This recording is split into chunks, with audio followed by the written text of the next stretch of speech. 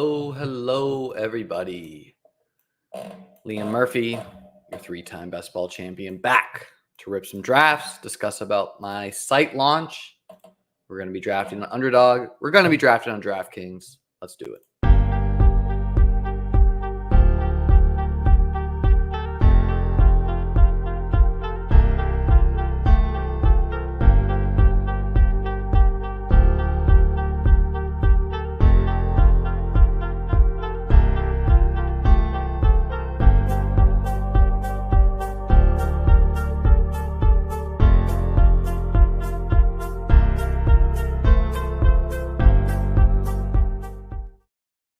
Hello, everybody. Thanks for being here. As I said, Liam Murphy back. So there I was yesterday. I was prepared to launch my best ball site.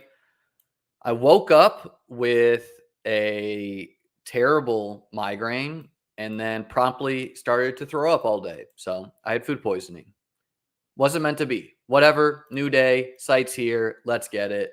Couldn't be happier. BBM5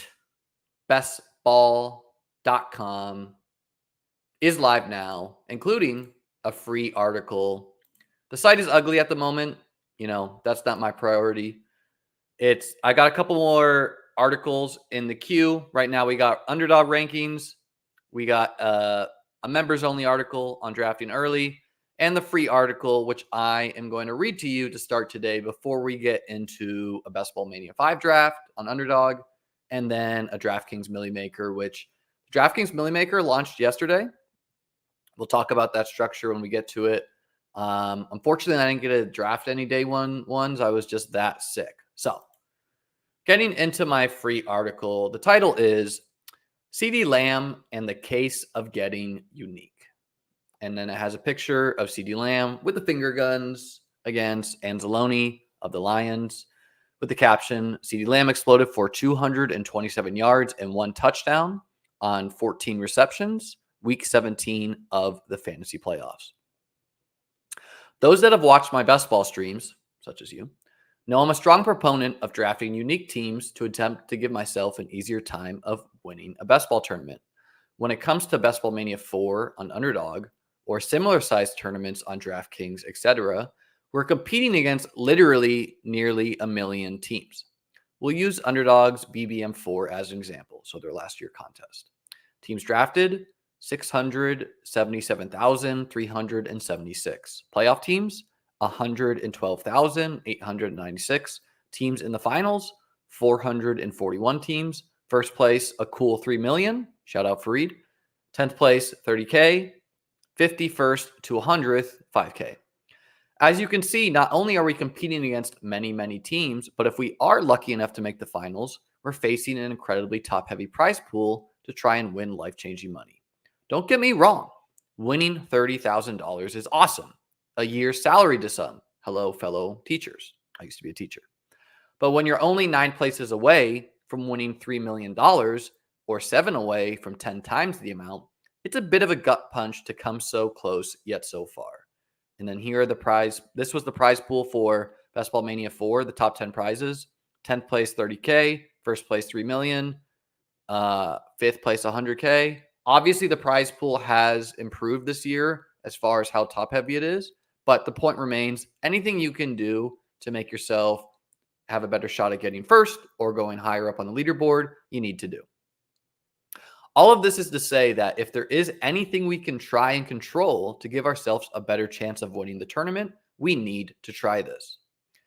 If we have our choice, we'd of course prefer to get unique via taking players we like, who have fallen past ADP, meaning average draft position. This reminds me of my team that won Best Ball Mania 2. I took advantage of a news cycle. The Wentz injury caused Jonathan Taylor to fall. Plus, Aaron Rodgers rumors caused Aaron Jones/Devontae Adams to fall. That allowed a rather unique pairing of Jonathan Taylor and Aaron Jones. For those who draft throughout the summer, I highly recommend taking advantage of a fearful market when these opportunities arise.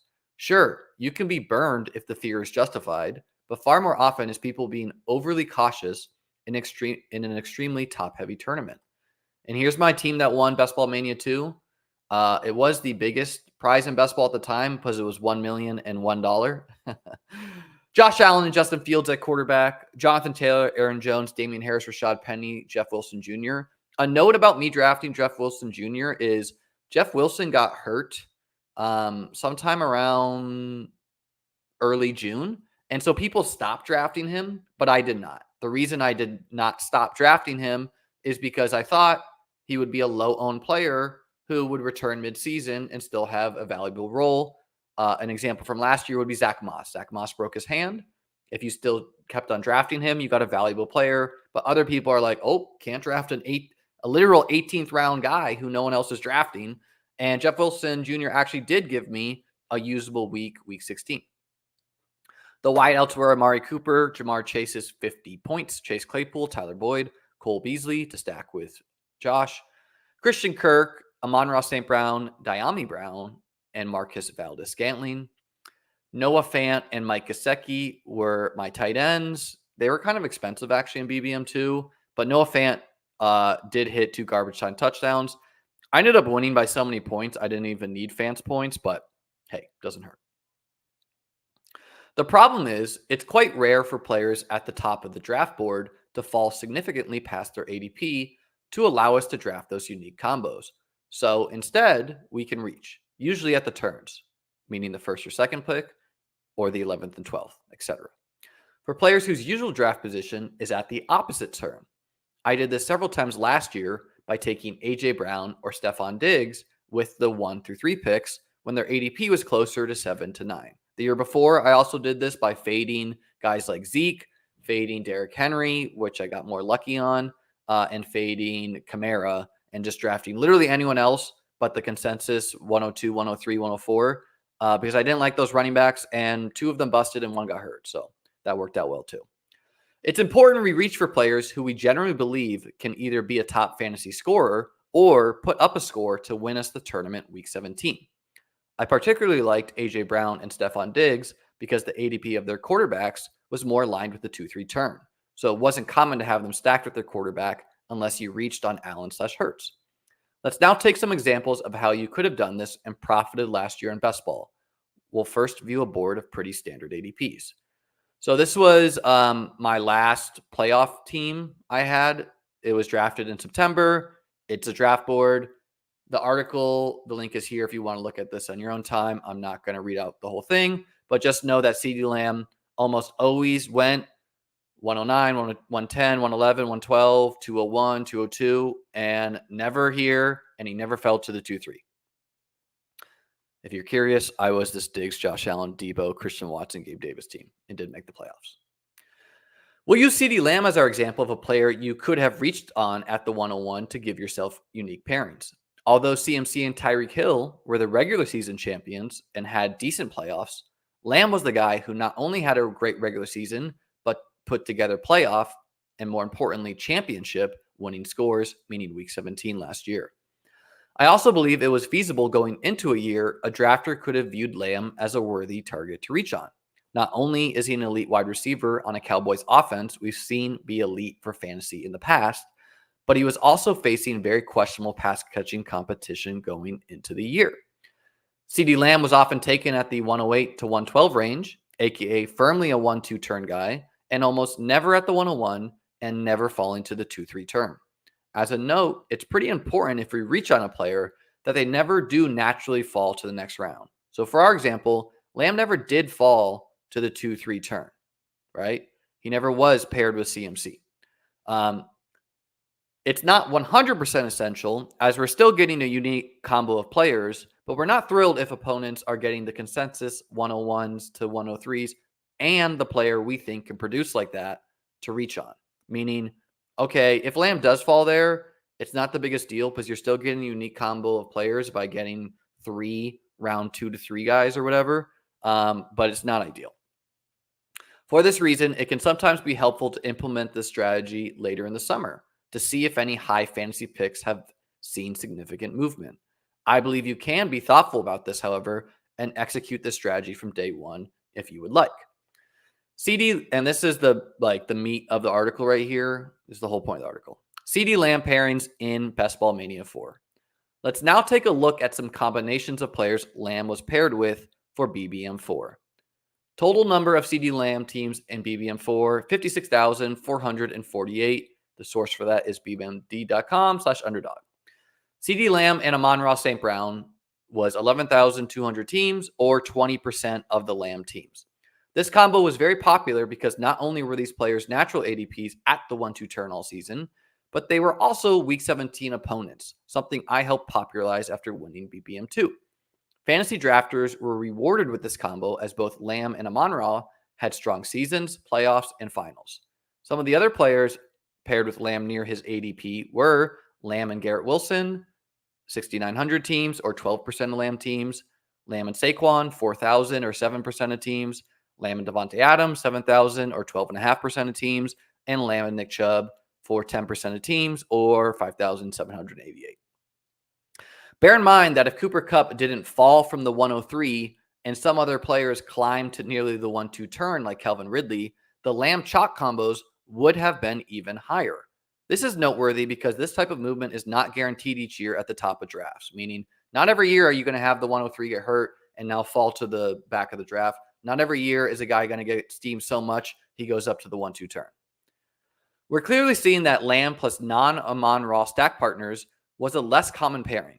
We may eventually get to a point where opposing Week 17 partners is too common of a pairing that we can take anyone else and comfortably profit from a more unique pairing. That's probably a long way off, though.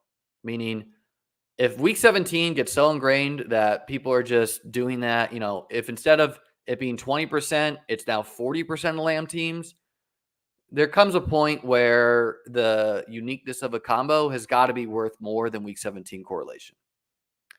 However, let's take a look at some combos of Lamb with some guys who went at the 2-3 turn more commonly.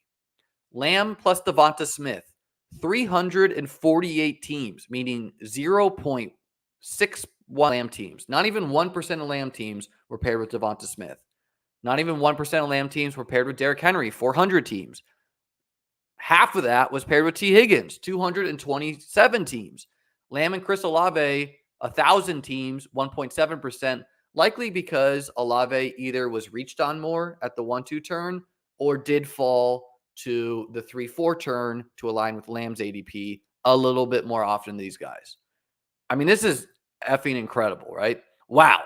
When we take a look at the players who largely lived at the 2-3 turn, meaning below the 101, we can see Lamb was paired with these guys roughly 10 and more like 20 times less common than his 1-2 turn partners, not accounting Amon-Ra. That's incredible. Simply put, Devonta Smith, T. Higgins, Olave, Derrick Henry, etc. are not 10 to 20 times less likely to put up a winning fantasy score compared to the Garrett Wilsons, the Nick Chubbs, the Amon-Ras of the world in a given week. The exact result of these pairings last year isn't as important to me as the thesis of the idea, meaning, okay, maybe these guys didn't have scores that won you the week, but that's not that important. That's a 1-week sample. What's far more important is that we know what type of leverage we're getting on the field when we enact this type of idea. Closing thoughts. The point is the fantasy market is not exact enough that we should allow ADP to fully drive home our starts at draft time. You've seen how top heavy these contests are and how large they are. You need to play for first, especially if you're a volume drafter. To think that the projection of a singular round is strong enough to make us do something 20 times more often is pretty crazy to me. All the time we see the fantasy market fail, and it sets us up to benefit from the chaos of football with injuries, etc. It's also important you don't overdo this idea. If you took Lamb at the 101 last year, and then you reached at the 2-3 turn again for a guy who largely went at the 3-4 turn, you're fighting your own uniqueness. You're combining two players who are already very common. So if you reach big time at the top of the draft, you're allowed to draft near ADP the rest of the draft and benefit. I do, however, think it's a tempting idea to do this a couple times in a singular draft. An example is you take Lamb at the 101, which is rare, then pair him with common 2-3 turn guys. Then at the 4-5 turn, you take one guy who's a 4-5 guy naturally, and another guy who's usually a 3-4 if they fell, or you reach on a 5-6 guy. Now you're pairing Lamb in a typical combo at the 3-4 or 4-5 with the rare pairing of 2-3 plus 4-5 guys. And I put in this because this paragraph is a little convoluted, but I hope you get the idea. It is my belief that if you implement the strategy correctly, you can give yourself not only an easier time to reach the finals, but a unique combination or potentially just low ownership on one of your top picks for the finals to give yourself an edge on the field and an easier time at winning the contest. An example from last year would be if Lamb had had a bad fantasy playoffs, but still put up his mantra score for week 17, and most of his common turn partners also had poor weeks 15 and 16. Then his ownership for week 17 would be near zero or literally zero if other first-round picks smashed the previous weeks. However, if T. Higgins, Devonta Smith, Derrick Henry, whoever put up strong scores week 15 to 16 to carry your Lamb teams, they could have allowed us to drag a low-owned Lamb team to the finals, where we now have great leverage on the field and a great shot at winning. We not only would have a low-owned first-round pick, but we also would have unique partners with that first-round pick. As I could go on for much longer about this topic, I'll end with the following. I'm not saying you need to do this 100% of the time. Just last year, CeeDee Lamb and Amon-Ra was a winning chalk combo. However, much more often than that, I think we can give ourselves an edge by being brave and quote-unquote reaching. So while I do think someone who made unique combos at the top of the draft for 150 bullets would win the contest more often than someone who made mostly chalk combos, I think it feels worse this year to implement that strategy with picks 1 to 5, as we feel so good about those players. So like what I'm saying is maybe this is not the year we implement the strategy at the 101, the 102, 103, because we really want the CMCs, the Tyreek Hills. However, maybe we do this more at the 1-2 turn. Maybe we do this more at the 2-3 turn. Maybe we do this more at the 3-4 turn. Those places still have stagnant ADPs mostly. So while you could absolutely implement the strategy at pick number 1 with a 1-2 turn player, some players come to mind to me, maybe something we prefer is implementing it at the 1-2 turn or the 2-3 turn, the 4-5 turn, etc. That way, we're not passing up our opportunity to get the CMC and CeeDee Lambs of the world, but we're still creating unique combos to help us win the tournament and place higher in the finals. For those that are uncomfortable implementing this in a contest like Best Ball Mania 5 or higher buy-in tournaments, I personally am not. The larger the contest, the bigger the reason to get unique, I think. I suggest you first try it in a contest like the Puppy on Underdog or similar low buy-in tournament. These tournaments typically fill extremely fast, so you don't have to even think about where players' ADPs will move over the course of the summer. I hope you enjoyed this free article and will consider subscribing to my site. For my subscribers, I will have an article released later this summer with my favorite players to implement the strategy on and which players to draft. So, hope you guys enjoyed this article. I think it's really awesome that Patrick gave us this BBMD resource to do this type of research where, typically I've thought historical research sometimes misses the mark because people ignore how the draft landscape has changed. But this type of research should hold steady year to year, meaning I've seen all sorts of people be like, if you don't get 3 wide receivers and 4 running backs by round 5, you're not going to win because that worked last year. So they're doing descriptive data, meaning they're describing what worked last year, which ignores so much context, such as like players that were injured, how the market's changed, whatever. By the way, my next article on the site will be how the market has changed, which I think you need to start from the get-go. But this type of data, basically how afraid people are and how likely they just are to do the same thing again and again and again, should hold stagnant, right? Like this year, I don't think many people are going to take a player other than, CMC, Chase, Tyreek Hill, CeeDee Lamb. They're just going to always go at their picks. At the 1-2 turn, I don't think like Marvin Harrison's always going to go there. Gibbs is always going to go there. So how beneficial that is, how much more unique it is a data point that should hold pretty steady unless a ton of people start sacking up and implementing this strategy, because frankly, it feels bad, right? Like you'll always get the fantasy drafters who don't understand game theory at all. They're like, what are you doing not taking CMC at the 101? Or last year when I didn't take Jefferson at the 10, if you didn't take Jefferson last year, people are like, what are you doing? You're fading the best wide receiver in football. Guys get hurt. people fail. Other people can outscore them, right? You need to implement game theory if you want to be a winning best ball player. It's simply not just let me draft the best players and do the same thing as everyone else, right? I'm sure if you've done any volume of drafts right now, you'll see how stagnant these ADPs are. Now, things could change. We'll see. And if everyone tipped this to heart and everyone starts reaching, that changes things, obviously, because now you can kind of sit tight if you notice that and hope to get a unique combo from falling ADPs. But yeah, I hope you guys enjoyed this article. I quite liked it. I plan to have a bunch of articles on the site. I got one right now on why you should draft early and how people citing that they're just going to draft in August because of what worked last year are frankly just like not spending 5 seconds to even think about what happened last year. I got my underdog rankings on there, and I will be writing every weekday. So I'm going to have a bunch of new sites. I'm going to make it more pretty too. Got a site roadmap up there. Hope you guys enjoyed that.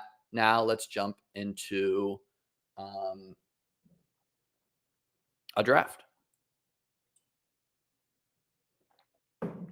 I appreciate all you guys. Thank you. Yeah, like the 2-3 turn, maybe that's a better place to do it. All right. Let's get in there. We're going to do an underdog one first. Best Ball Mania 5.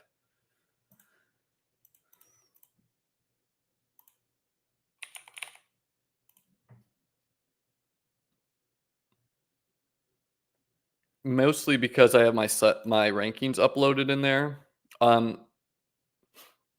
DraftKings also launched their best ball product, so we will see. Okay, we always have to join on the phone. I don't think I'm the only one this happens to. And thank you to everyone who signed up to the site already. By the way, a link in. All right, we are in there. A link to my site is in the YouTube description below. A link to join my Discord is in the YouTube description below. And if you could subscribe, I think we're at 90 now. Are we at 90? It helps me out. So click the like, do all that. Thank you. We're in this draft. I really hope we get a back half of the pick because, all right, nice. We got 110. I've got so many drafts at the 101, 102, 103, 104, 105 that it's just nice to do some back half of the ones. The back half historically has outperformed the top half the past couple of years. Any thoughts on a private channel in your Discord for subscribers? Absolutely. Right. What I'm going to do is if you are a YouTube member or part of the site, or maybe I'll just make a separate one for the site. I'm going to combine all those to a private Discord.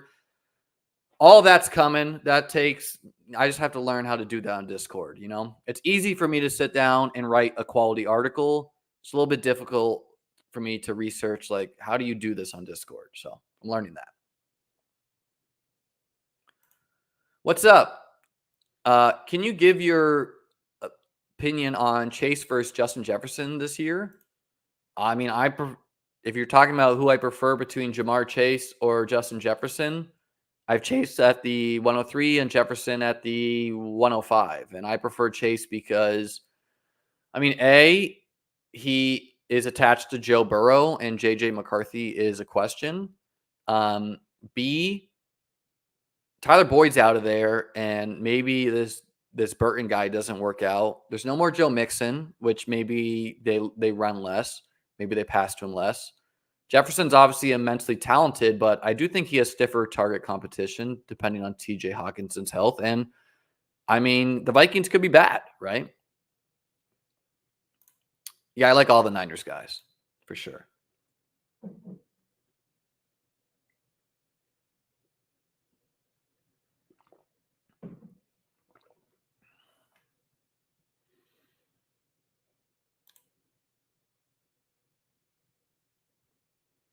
Still recovering a little bit from that food poisoning yesterday. Something I learned, and you'll appreciate this if you ever are here, but After you, whatever, throw up or whatever, you need to have a first meal. I suggest you try oatmeal. The reason is because it's really gentle coming back up. And that's all I'll say on the topic.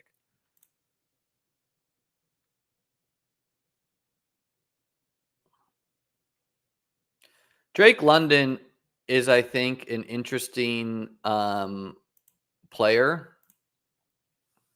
to discuss for rankings because, A, there's some risk, right? We got Kirk Cousins there. B, his Kyle, I don't think he's a locked out target Kyle Pitts. He's never done anything to kind of prove this.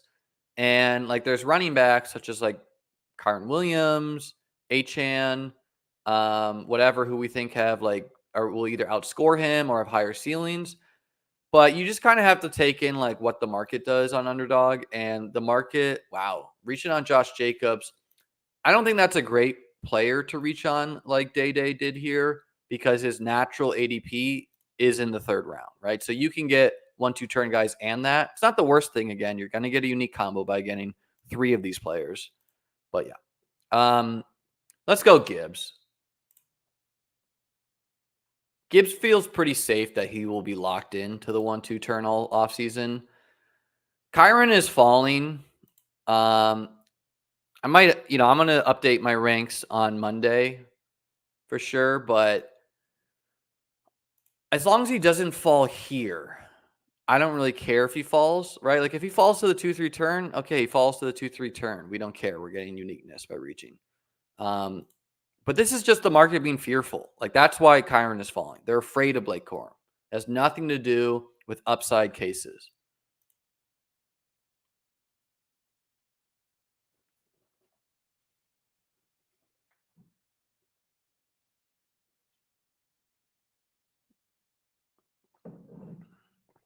Ayuk is a guy I want to move up rankings too. People still think the 49ers might trade a wideout. I don't see that. Ayuk just comfortably feels like one of the best wideouts in football. Achan take. I think Achan has week winning upside any week that he touches the football, in the sense that he could have 3 touches and have 240 yards and 3 touchdowns on those 3 touches, right? We know he can do that. So we are playing a weekly game here, best ball. We're not playing a who scores the most points over the course of the season, right?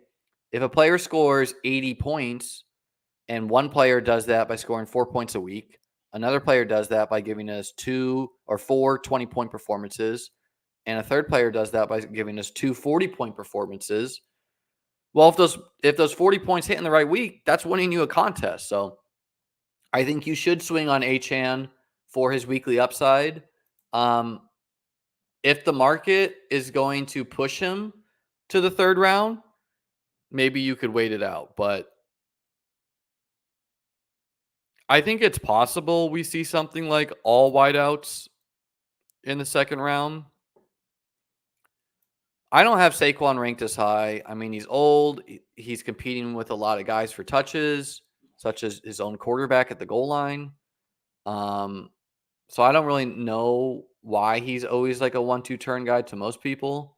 I'm not into that. Cooper Kupp is a guy I'm high on, right? This is something that I think is very smart for this year. If Cooper Kupp's natural ADP will be here, Cooper Kupp is a guy I would love to reach on at the third. Kyron has gotten injured in both years. I mean, come on now. That's like when Jonathan Taylor would have hit a CMC because CMC got hurt, right? The dude also had 5 trillion touches last year.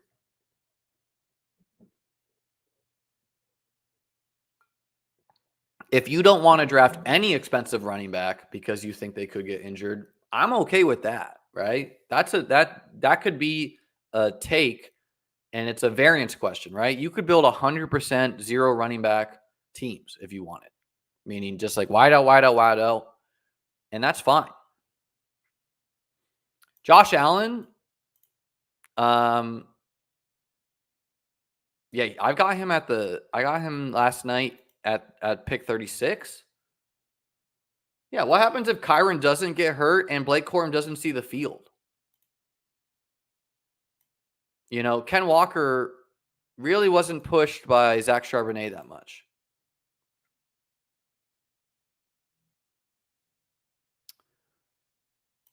And by the way, if I put this in my rankings article, but you should definitely toggle between ADP and ranks. Yeah, and I think getting Laporta, building a bit of a lion stack makes a lot of sense. Of course, Gibbs and Laporta compete for touches, but I think something like 2 expensive players is fine.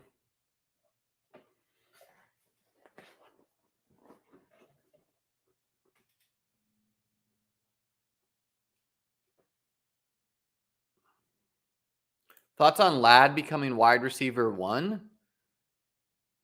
Like, what do you mean by wide receiver 1? Like the wide receiver 1 in fantasy or wide receiver 1 this year? We need a wideout. I've got a lot of Tank Dell, so we're going to take Zay here. I just want to check on ADP what it is. Actually, the Hurts thing is so chalky. Let's go Zay.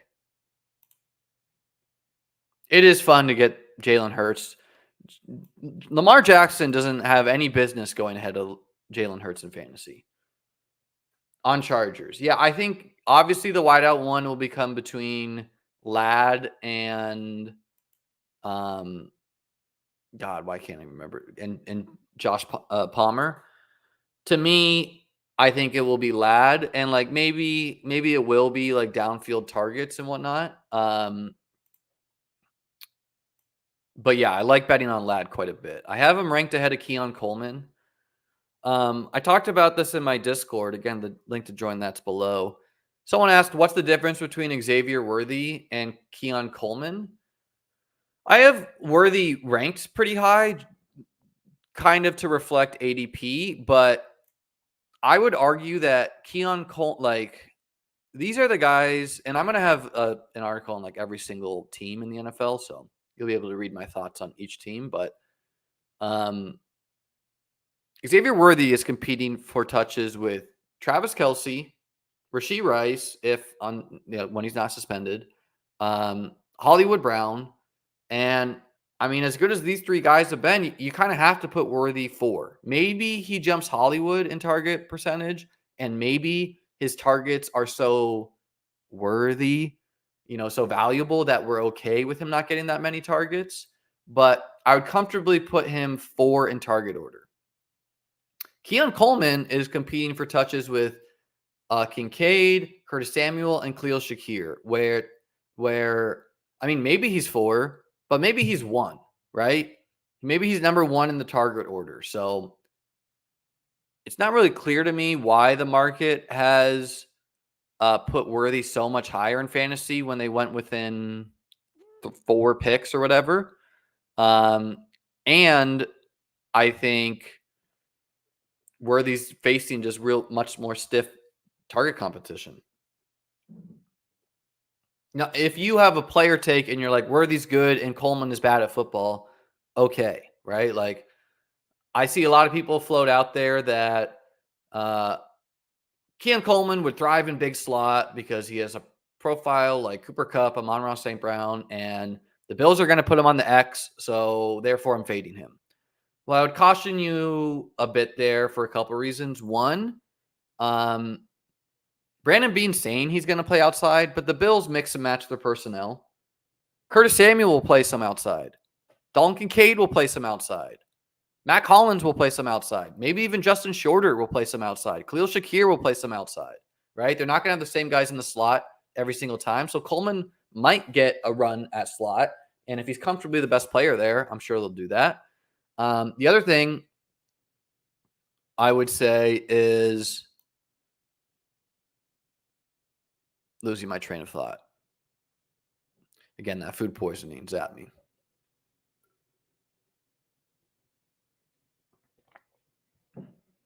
Well, anyways, yeah, I wouldn't take what Brandon Beane's telling the media as fact. Oh, yeah, the other thing I want to say is, I mean, to me, we know that Keon Coleman outproduced a wide receiver we actually like in the NFL, Jaden Reed, as a true freshman. That's pretty good signal. Now, others have brought up, well, so did JSN with Garrett Wilson, but I think that added, there were a couple variables there, such as CJ Stroud being so much better than anyone knew.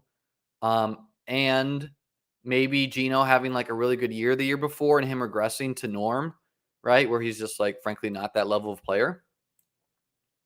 I particularly like Zay Flowers, who I have above the market, because I think Mark Andrews is a scary click from health. Would have loved to get one of the elite tight ends in Kincaid. Let's check in on the ADP here. Yeah, I do like Rachaad White, but let's go Rome, or Terry. Let's go Terry, actually. And hope to get some Jaden Reed to go with him later. Or did I say Jaden Reed? I meant Jaden Daniels. And structurally, like, I like Rachaad White, actually, but I feel like this draft, looking at all this yellow to start, there will be running backs later. And then we have Laporta. So do we want to go double elite?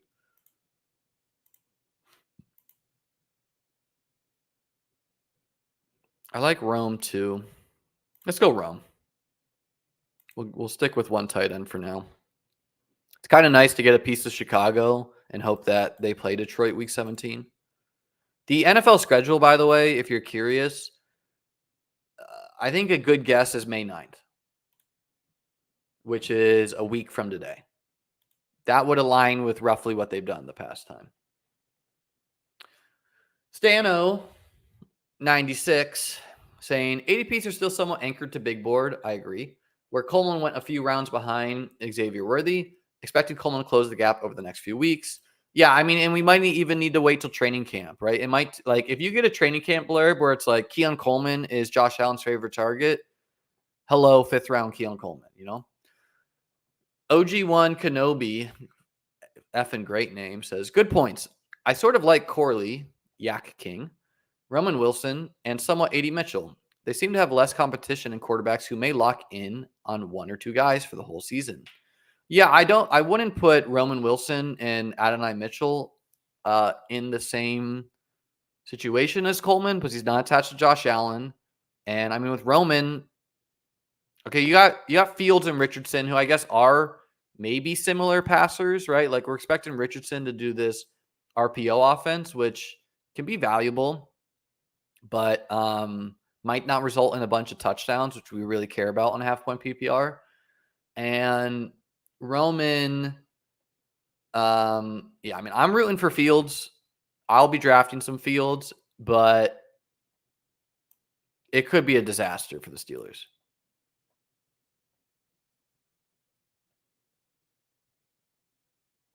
If Pitt's price doesn't rise that much, I may have 50% this year. Yeah, I mean, literally the only thing with Kyle Pitts is what is his health to me? Also, what is the health of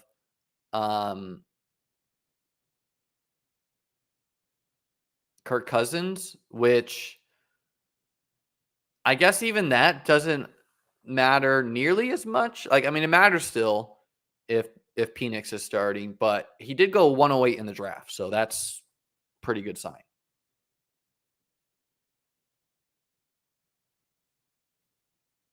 Yeah, Aaron's saying camp news is a great point. There's almost no news that could come out to cause Worthy to rise a ton more, never be higher than 5th round. Coleman, on the other hand, definitely could rise. Absolutely, right?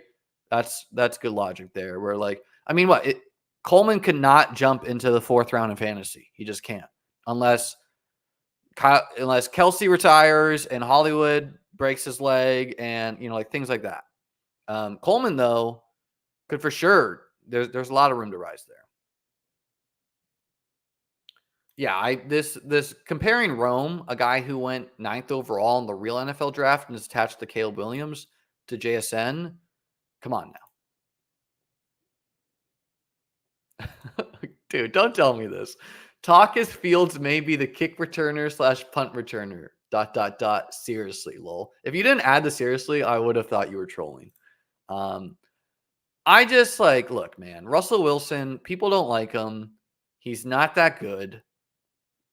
I've not drafted him the past couple of years, but he's not that good in fantasy either. Like, give me a break. It's got to be the Field show. Jacobs that early, brave soul. I think Lloyd may get a lot of work. Yeah, Marshawn Lloyd's a guy I have ranked highly. I've been drafting a lot of him. But I still do want to draft some Jacobs because Jacobs is just like Kyron. He's a cheaper Kyron where if Jacobs does get all these touches, we love the offense. He's been successful enough. Scheffner or Schefter? Like you're saying that is the fake account tweeted it? Okay, yeah, you got to be careful out there. You got to be careful out there because a fake account, I think, got you. Let's check on the ADP. We definitely don't want... No, I wouldn't say it's a definite locking up the Lions backfield. But we'll go Christian Watson. Yeah, I'm higher on Watson than the market. This guy went 3 wide receivers on our inside, and this guy went 2. So I think they both want wide out. And it's nice to add to our AFC North division stack with a Packer, a Bear, 2 Lions. And I think I'm targeting some later quarterbacks, right? I got Jaden Daniels out. I got Caleb Williams. I got Jared Goff.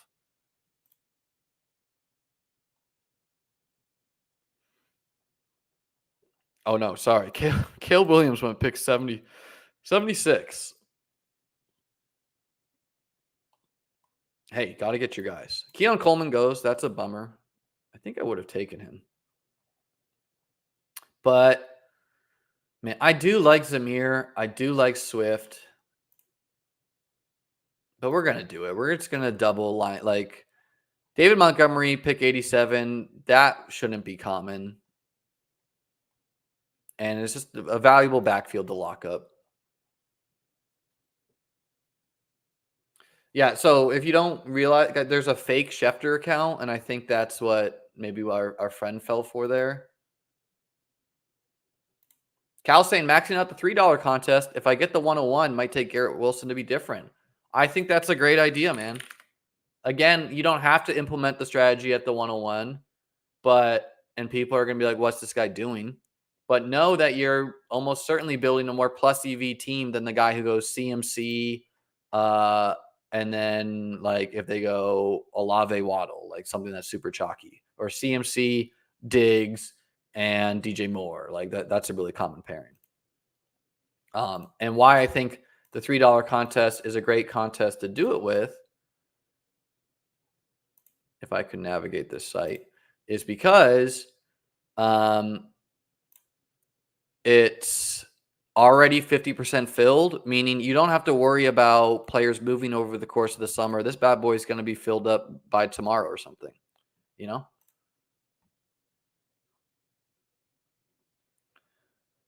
Thoughts on low-cost handcuffing? I'm tempted by Vidal in 0 running back builds with Gus Edwards. Yeah, I mean, I think the thesis of handcuffing is not too hard to understand, where you get the benefit of ping pong weeks in the playoffs or the regular season with one being healthy or one not.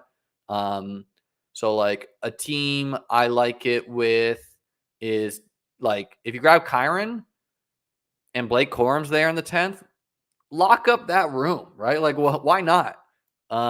If you grab with Montgomery being far past ADP and me knowing both of them could have goal line rolls and score many touchdowns, that's an easy team for me to lock up, right? I'm fine doing that.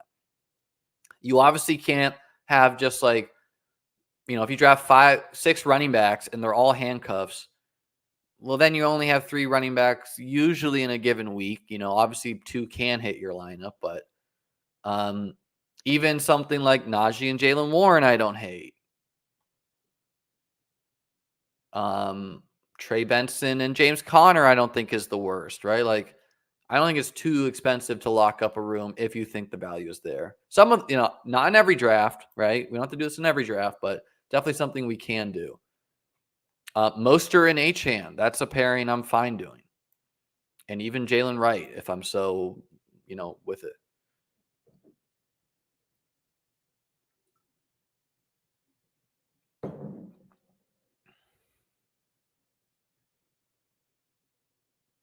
Yeah, Brian Thomas Jr. is a hard one for me where at first, before they released Zay Jones, I'm like, I don't know about like what kind of targets is this guy going to get, but now I kind of like it for him.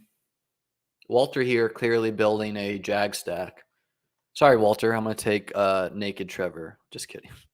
I have seen a lot of naked picks and such. I wonder if Resdez is listening, and so he took Keon Coleman, or what?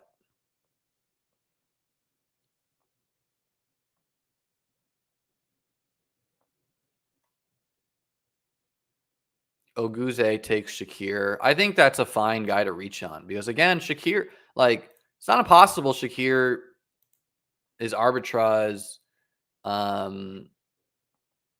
What's his face? Steph Diggs. Okay. So these guys both have quarterbacks. No, I'm not going to fool around with it. I'm just going to take Jaden Daniels. I know it's far above ADP. I don't really care. We got the Terry stack. We got a guy I love, Jaden Daniels,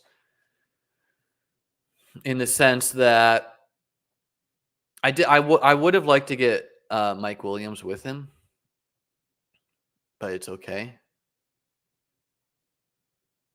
I mean, my wide receiver room I feel good about.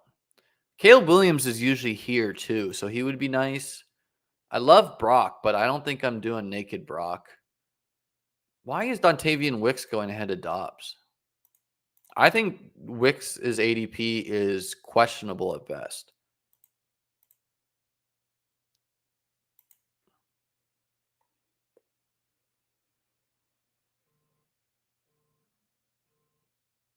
I'm going to take Dobbs, who I never take.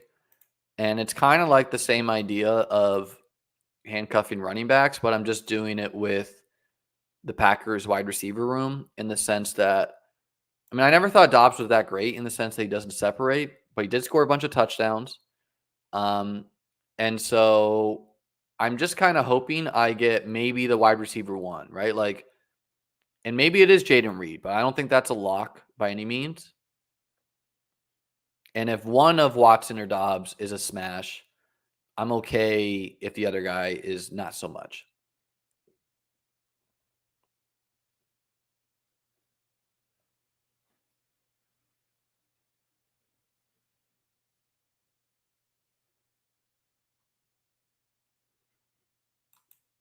CLN saying he likes Kirk and Ingram on PPR sites better. Yeah, that makes sense. However, if Brian Thomas Jr. rips off 1,000 yards and 10 touchdowns, you'll probably like him on both sides. I'll definitely be doing more night streams. Not tonight. Probably not this week. But see, people seem to really like the night streams, so I think it fits people's schedules more. We'll have to figure out what we're doing at QB2. But I like the team. I'm comfortable stopping at 6 wide receivers with this group too. I'll probably tack on some more later. Because I need extra bullets at running back and tight end with me having so much in on Detroit. Would love to get Goff, which I think there's a decent opportunity we do, even me saying that.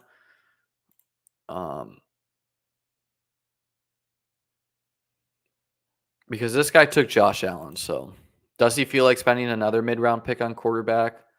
That's sometimes you do that, sometimes you don't. He also has stacks with Will Levis. Brock Purdy's still there, so he could have clearly done that with Purdy if he felt like it. Gino's still there. Whatever.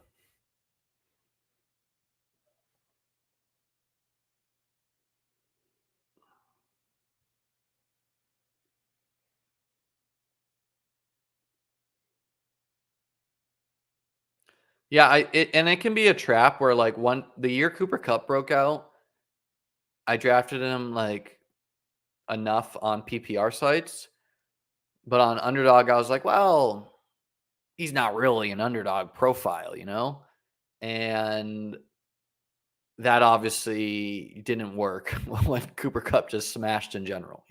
So it can be a bit of a trap to be like, I only want this guy on a PPR site and I want this guy on half point PPR. A profile like a Gabe Davis, though, you can get away with that probably only going half point if you really wanted, but they're also generally cheaper on other sites.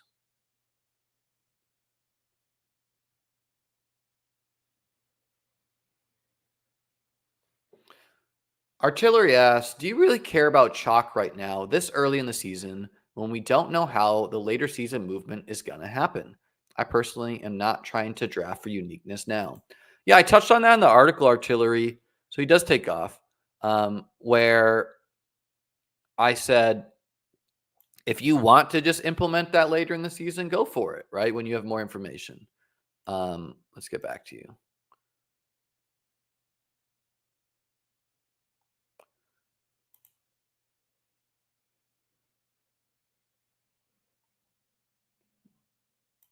Don't really know what quarterbacks I'm going to fill this bad boy out with.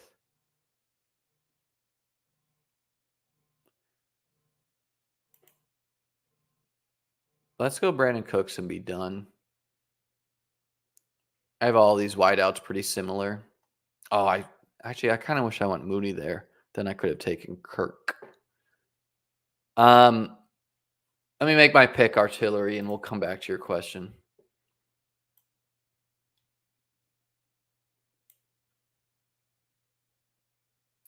Basically, yeah, what I said in the article is that is Rez just like reading my ranks here? I have Jerome Ford ranked quite a bit above the market. Hmm.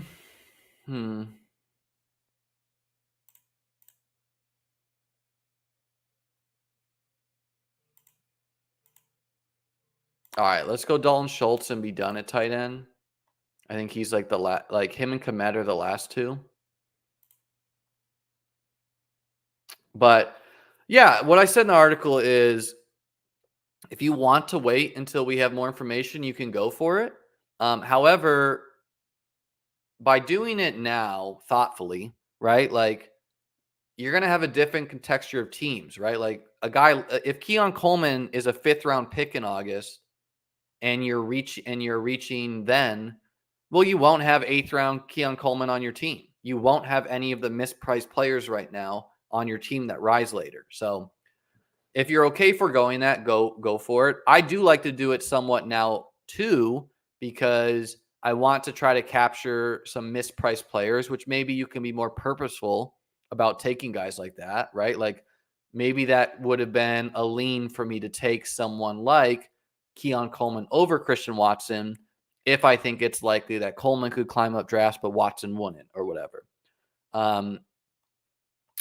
And then, yeah, I think you can also be thoughtful about it, right? Like AJ Brown is not going to be in the 101 come August. He just won't. So you could take him now and comfortably do the CeeDee Lamb thing from last year, right? Same with like Marvin Harrison Jr. He will not be the 101. So if you took him there, and he's almost certainly not going to fall to the 2-3 turn. So if you took him there, you were doing the CeeDee Lamb thing from the article. But again, you don't have to do it the 1-2.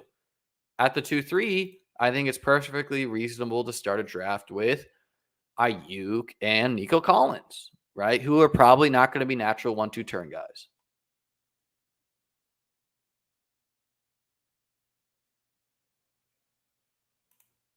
Omar saying kick return thing for Fields was real. I saw a clip of Warren saying it. I mean, Warren's clickbaiting half the time. So I don't know about that, but I'll have to take a look.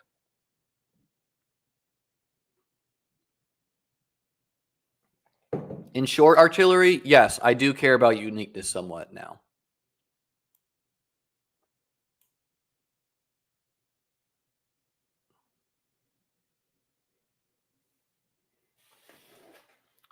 So we have a 1-2-7-2 cooking. Jaden Daniels, Gibbs Montgomery, AJ Brown, Flowers, Terry, Rome, Watson, Dobbs, Brandon Cooks, Samuel Porter, Dalton Schultz.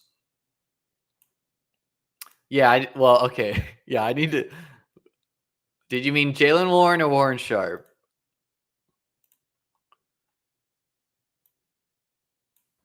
I mean, I don't know, man. Like, I'm not saying Fields couldn't do that, but like, why would you do that? Why would you do that if you're the Steelers?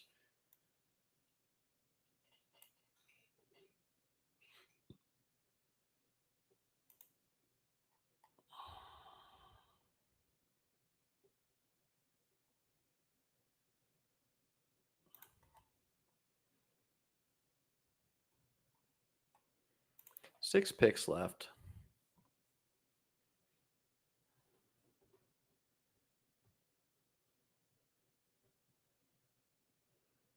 It's pretty nice value on Ricky here.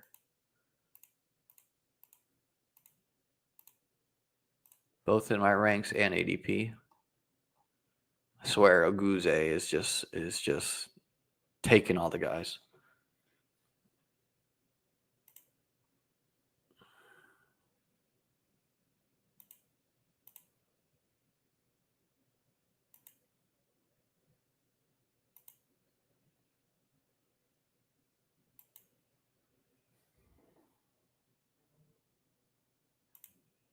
I think Ty Chandler is a great running back to add as our third running back here, where he's in the AFC North like the other guys.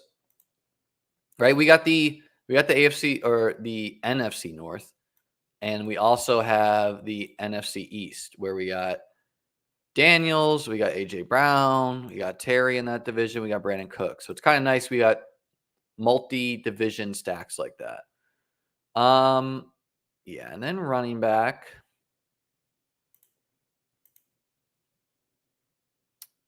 Between Algier and Ray Davis for me. Although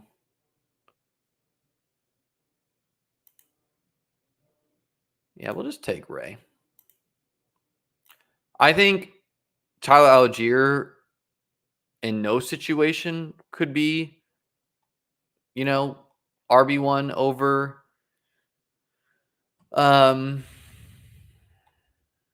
Bijan, but Ray conceivably could be 1B, right? A comfortable 1B. J.K. Dobbins helps win Best Ball Mania. Man, I have J.K. Dobbins all the way down my ranks. Yeah, he's like literally the last ranked player I have, or second last. And the reason, like, look, his ADP is 160. That's not for me. I'm very comfortable waiting to see on JK. I don't even think if he got like a decent report, he would climb into this range. I'm okay if I have to have some 13th round ADP. I'm also okay if I have 0 JK Dobbins and I just take Gus Bus. Look, man, J.K. Dobbins is like, I think his contract has like $50,000 in guarantees. That is really low. That is like a really low guarantee. So I'm rooting for the guy. He's gotten a raw deal, but yeah, I will not be taking him in the 14th round.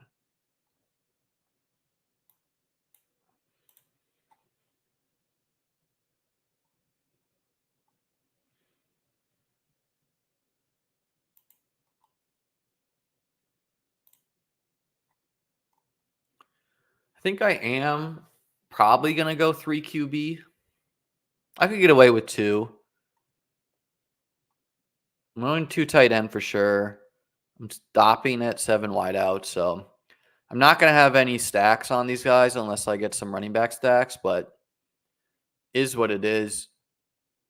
I do think 3 is nice with Jaden. But maybe he's a streaky scorer. I don't know. I think he has a high ceiling. That's why I'm high on him. But who knows what the weekly consistency will be. It'll probably be pretty good, right? If you're rushing, he'll probably have like 20 points a bunch of weeks as like a floor. I would not say J.K. Dobbins is soft by any means, man. I don't think that's fair. The dude's hurt. That's got to be tough.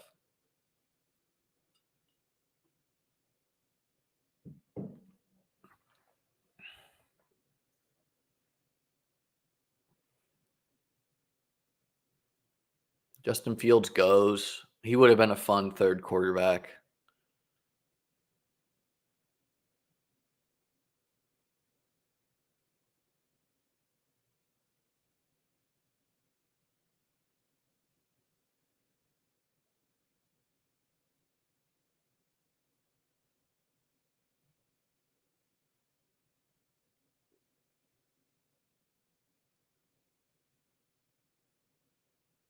So I like how this team's turned out from like a division stacking and therefore falling into week 17 stacks type of way.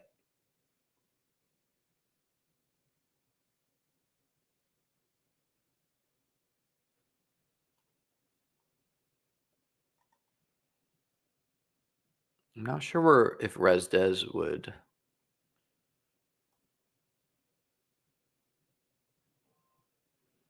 Okay.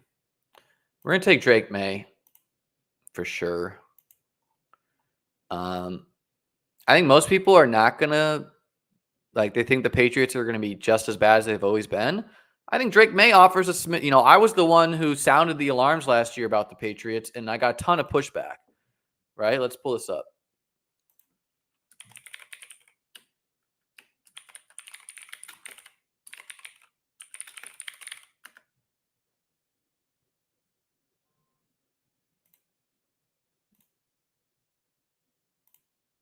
I don't really want much to do with Deshaun, especially unstacked. What's the news on Khalil? Could be moved. We all know he could be moved. Whatever. Let's take JJ McCarthy.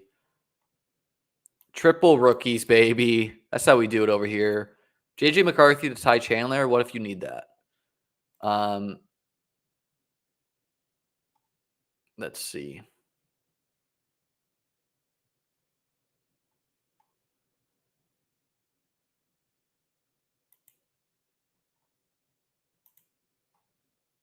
I don't know. So hard to look up old tweets.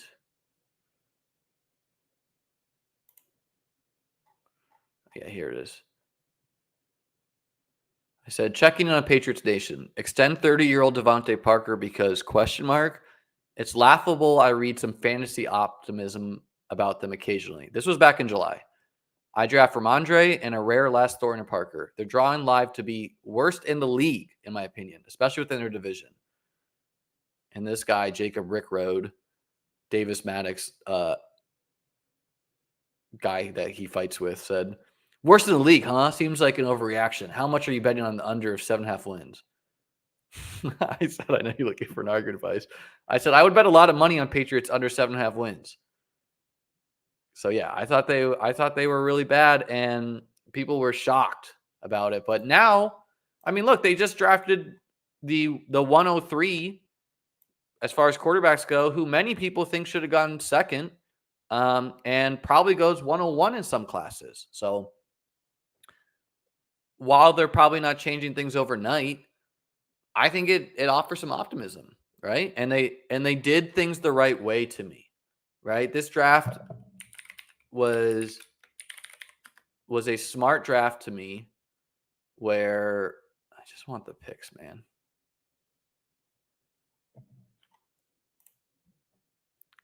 It was an incredibly smart draft for the Patriots. and I thought all the rookie quarterbacks for the most part, where they went wide receiver in round 2, they went tackle in round 3, they went guard in round 4, they went wide receiver again in round 4, and then the later picks, who cares, right? They got backup quarterback, they got a tight end, whatever. But the point is, they went all offensive for the first 4 rounds, including 2 fourth rounders. So that's great signal to me. That is an organization that says, our offense is terrible. Now we're trying to fix it, right? Like, I'll bet on that. Would I have preferred to have them stacked with someone? Yes. But frankly, I think I'd prefer the running back bullets now on this team. And you can get, like, May offers some rushing ability. Daniels for sure does and is stacked. And then JJ, I mean, he is stacked with Ty. Ty catches passes. And he also rushes a little bit.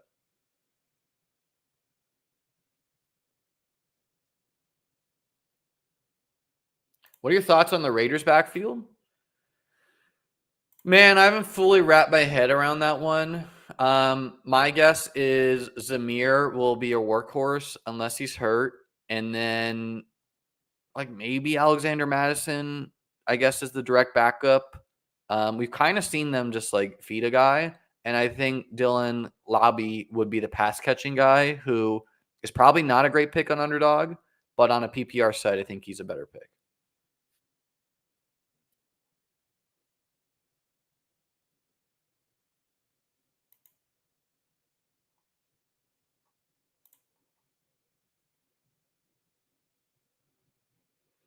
If you're just tuning in, I did launch my site today.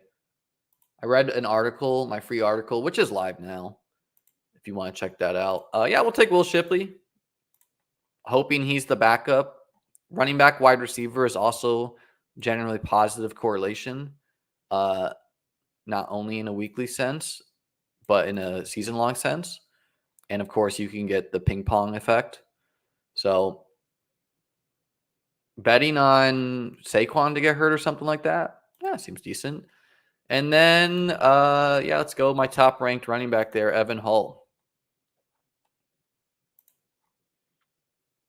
which I won't expound on that too much for reasons. All right, guys, that is my underdog draft. Jaden Daniels, Drake May, JJ McCarthy, triple rookie, XXX, Jahmyr Gibbs, David Montgomery, Ty Chandler, Ray Davis, Will Shipley, Evan Hull. So we got some reliable production in the Detroit guys. Hopefully a 1B or at least a 2 in Ty Chandler. And then 3 rookies who we're hoping are 1Bs, 1Cs, 2s. Evan Hull's not a rookie, but AJ Brown, Zay Flowers, Terry McLaurin, Rome Odunze, Christian Watson, Romeo Dobbs, Brandon Cooks, Sam Laporta, Dalton Schultz. That brings us to the DraftKings portion of the show. Doing my first DraftKings draft live for you guys. Let's talk about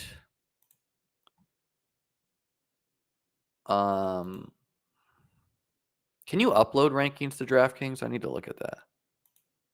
Oh, God. Did I just enter 2?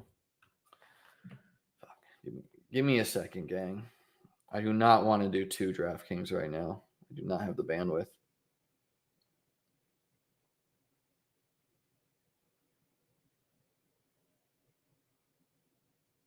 Okay. I think we only did 1.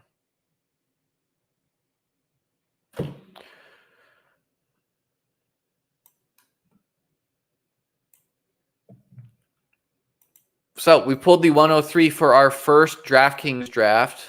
I hope you guys did not jump in here with me. I do not want to be drafting against my sharp subscribers and watchers.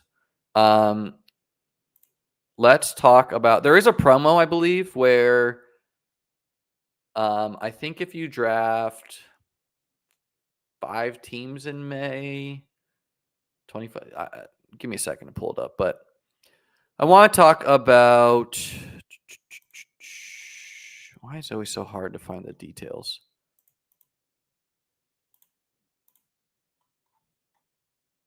Let me try to find this somewhere else.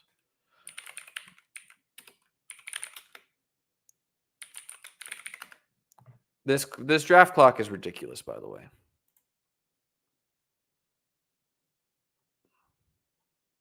Okay, we're finding something.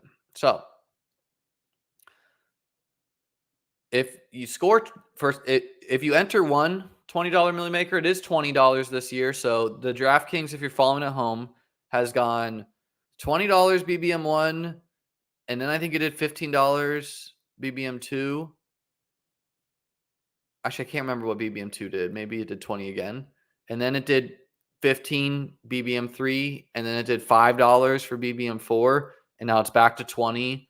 And for the first time ever, it's 1.5 million to first, just like Underdog.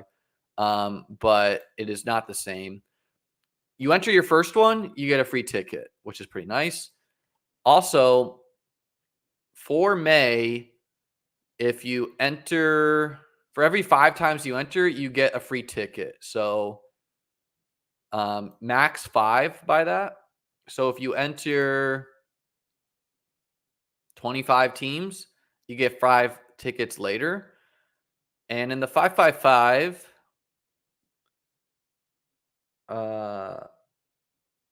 score.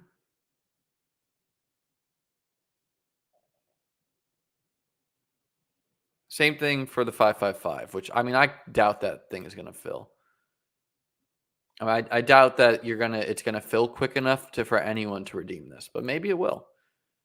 I mean, that's honestly a pretty nice rake back on the 555. Is there a way to see the contests? The prizes?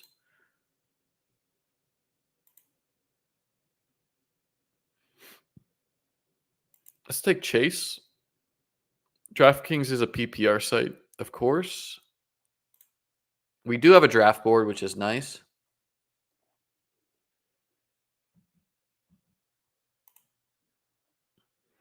Why is this so difficult?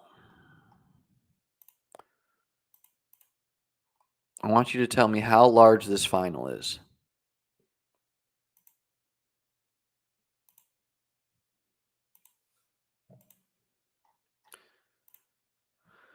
Well, I have no idea. Maybe I can find out on the phone, actually.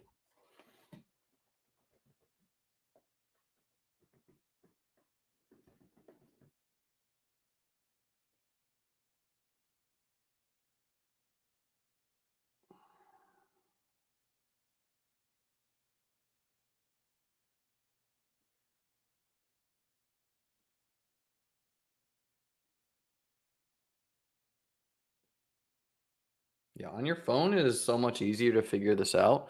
Okay, so round 4 is a 1,021 person seat.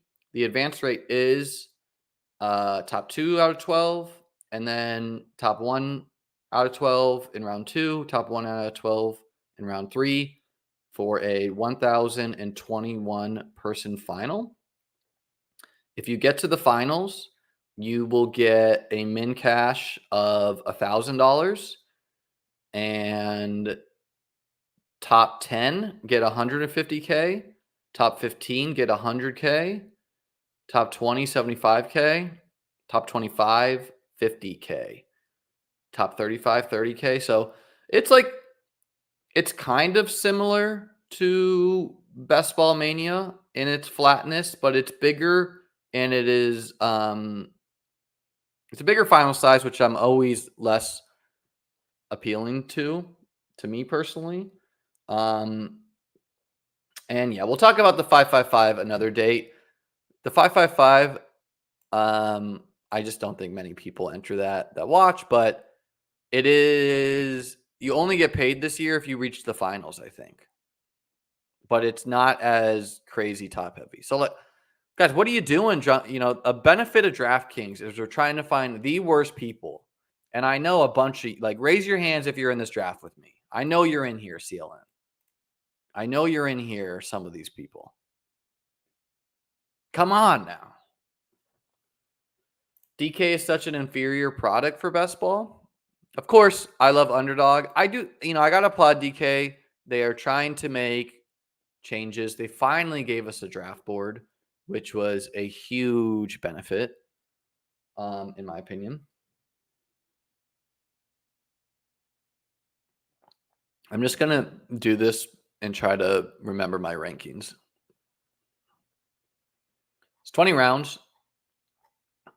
One of my favorite things about DK is if a person auto picks twice, it actually puts them on auto draft. CLN said, I am dull, not sharp. Okay, all right, fine. You're allowed then. Wow, is that Travis Kelce's ADP, or did that guy just rip that? This is my first one here, so I don't really know.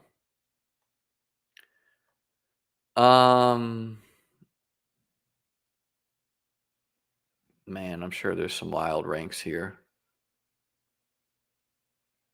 Let's take Debo.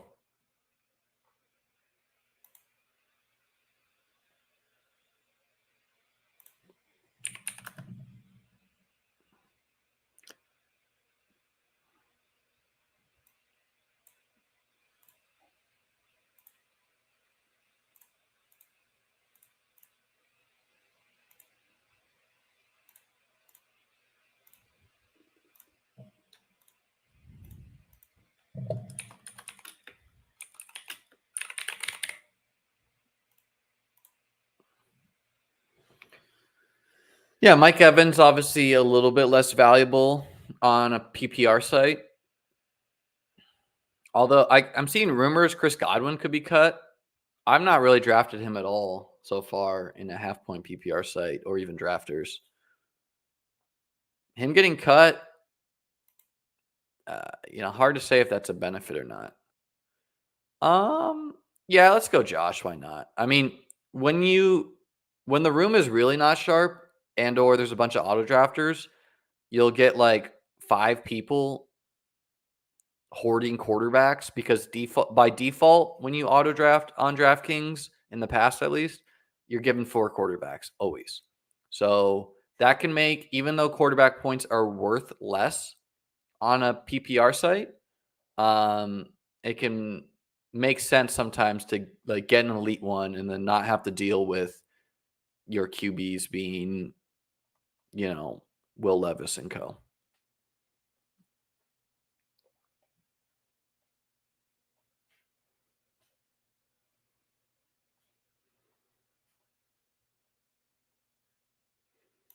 I'm the only streamer that streams DraftKings.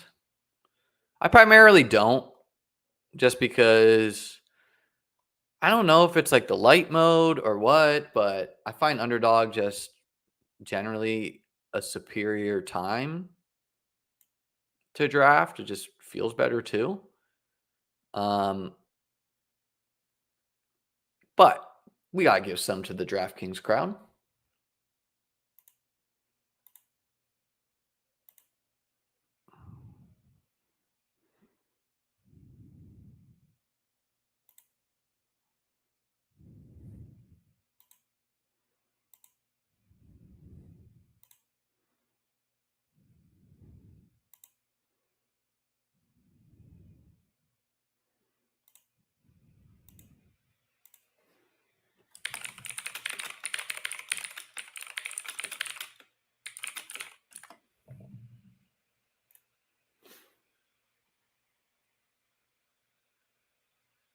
Oh, Cal, brother. I don't know if that's something you want to do. It could work. But I don't know, man.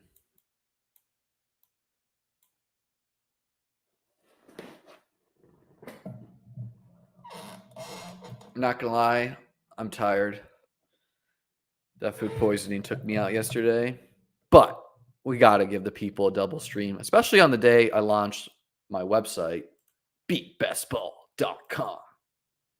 I rebranded my Discord from Chaos Surfing as well. I just thought it would be confusing. The idea of Chaos Surfing is that like you're trying to surf the chaos of a best ball season. But yeah, I don't know. Like, people are like, is it a surfer website?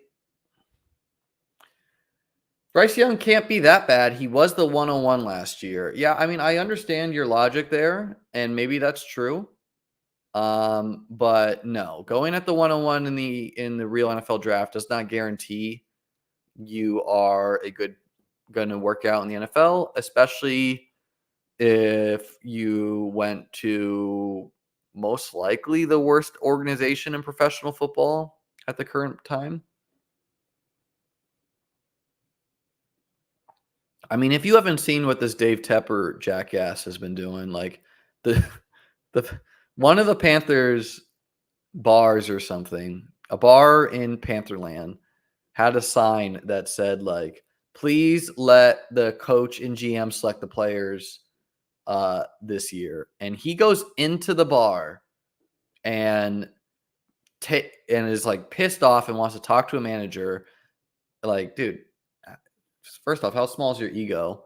And then, or big is your ego, I guess I should say. And he takes off a dude's hat, which, like, if that's me, I'm either throwing hands or faking a scalp injury if I know it's a billionaire to do the right thing for the team, or I don't know, but like, geez.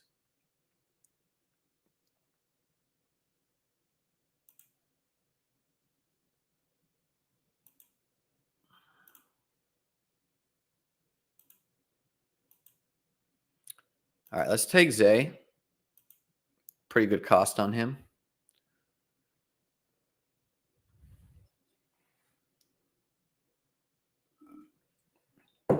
Laporta goes in the 4th round here, which, I would argue he's a better pick on a PPR site. Faking scalp injury. I mean, dude, you got to do, like, what do you do when yeah, dude, you broke my skull, Dave Tepper. That would be $70 million. And or you can sell the team.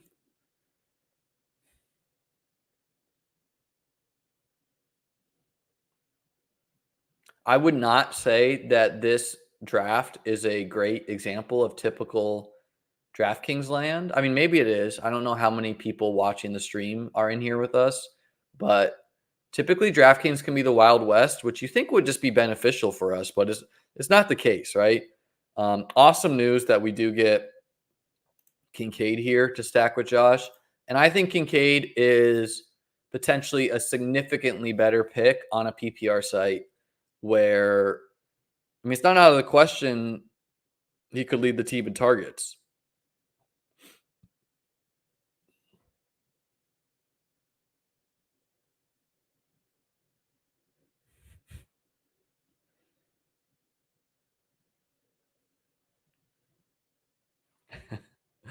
Cal says they hired a hot coach, so better teams, better plays, advanced analytics. I would argue that the fact that he like a little bit revived Baker Mayfield's career would be the more of the feather in this cap. And then OG1 Kenobi says ugly coaches win championships, though. And I guess he's talking about Andy Reid, which, come on. I mean, let's not do Andy like that.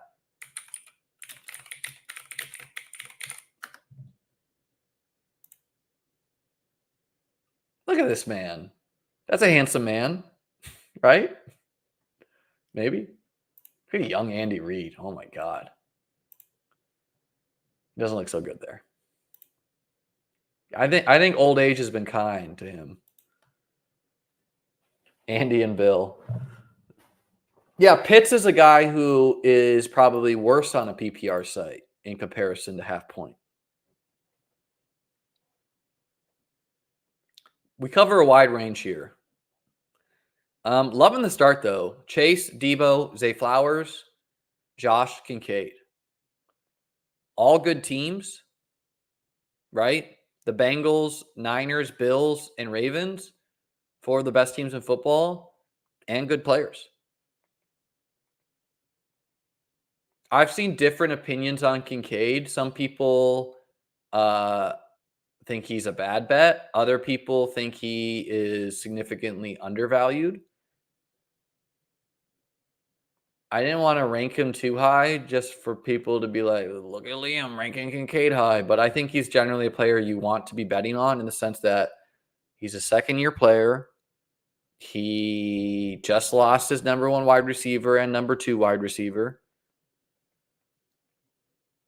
And especially on a PPR site, right? Like on the FFPC, I mean, I don't know. Him versus Olave, that's probably a toss-up. Unless Keon Coleman comes in and he's just like Jesus Christ himself on the football field.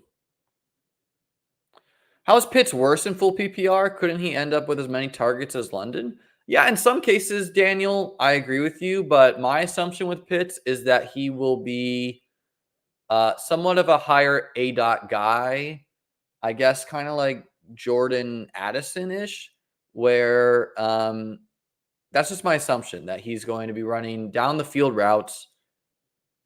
Now, maybe that was just like an Arthur Smith thing, and maybe they'll fix that for him. Maybe he will be more of like a chain mover. But if I had to choose between London and Pitts, who's like the chain mover, I think it's London. Whereas Pitts might have like a little bit less targets, but more down the field targets, right? And unfortunately, on a PPR site, 4 catches for 20 yards is worth the same thing as, 2 catches for 30 yards.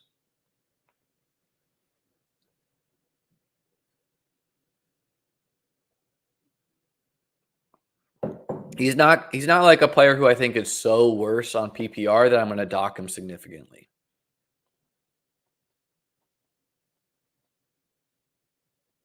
I'll have to play around with DraftKings to see if they let you upload rankings, because otherwise, man, that's a pain.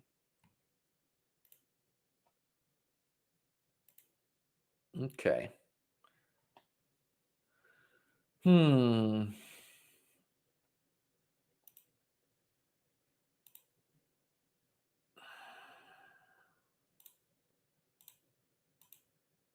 Yeah, let's do Kittle. Kittle is probably much better on a half-point PPR site, but for some reason, he's so cheap on Underdog. I don't understand why people are hating Kittle.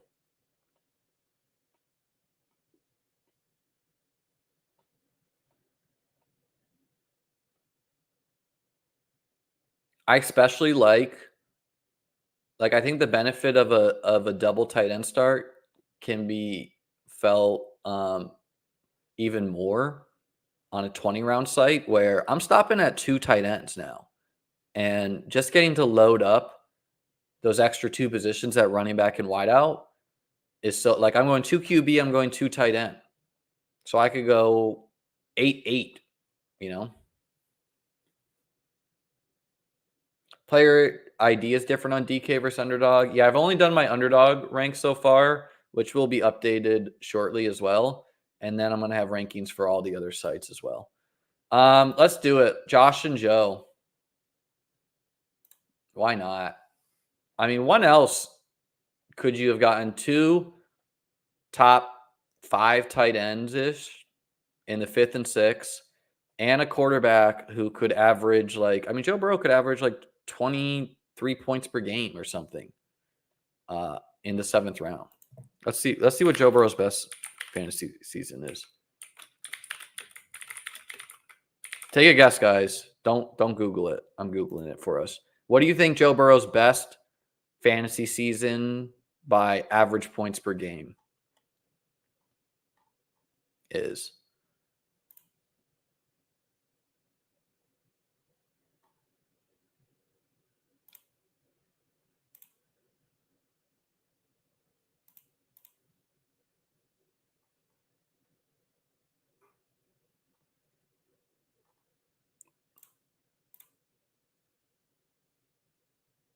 And don't say what I'm asking you is guess the points per game.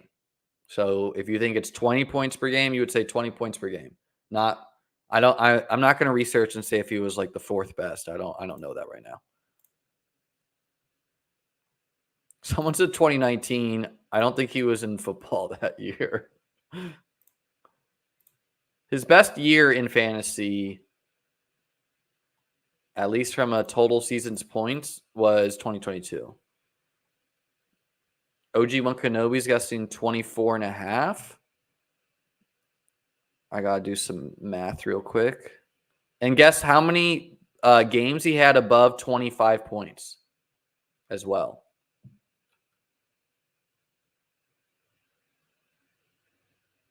Probably 19-ish.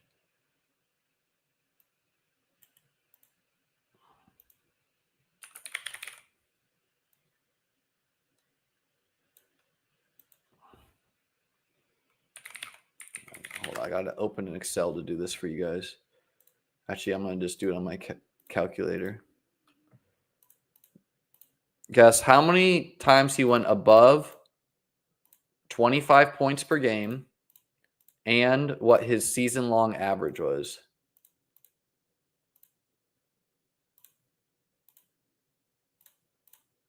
I'm doing this the whole old-fashioned way with a calculator.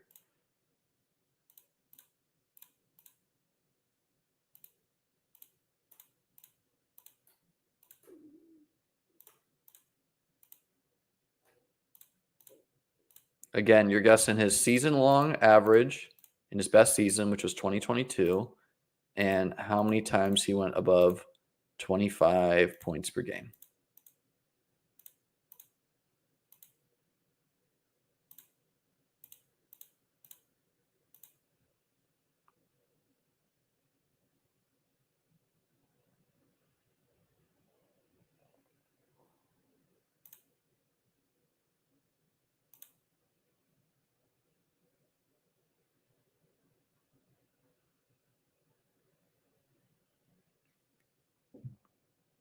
I don't know why I did that. I could have done this much easier.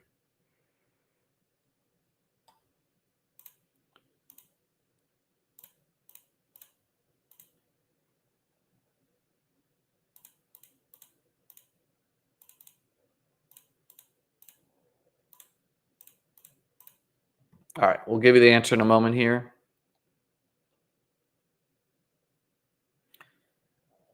After my pick. So his average was 22 points. And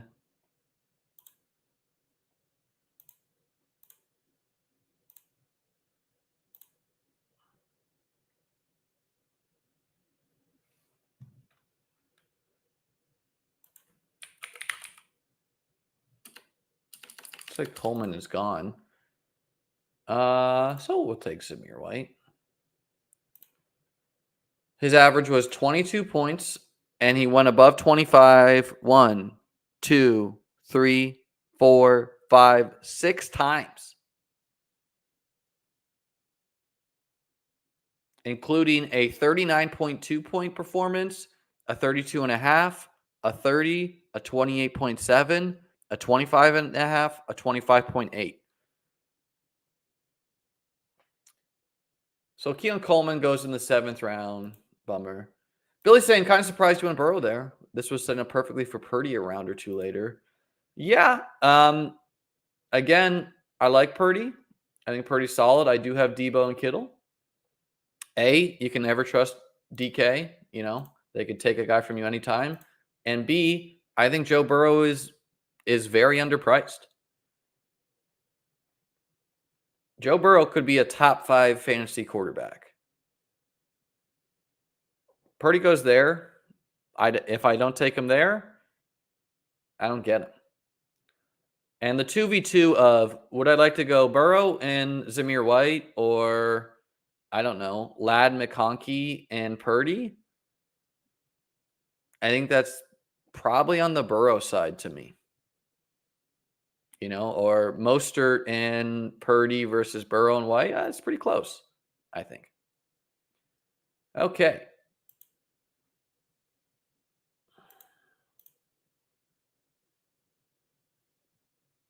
I think we get a running back here. We'll go Jaylen Warren. A bit better on a PPR site.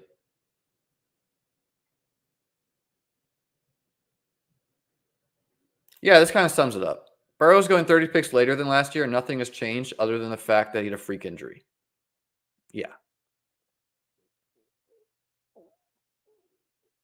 Generally, I want to be fading fear-based thoughts, right? And like, no one can logically argue why Burrow should be a 7th round pick and CJ Stroud should be a 4th round pick other than Burrow got hurt last year.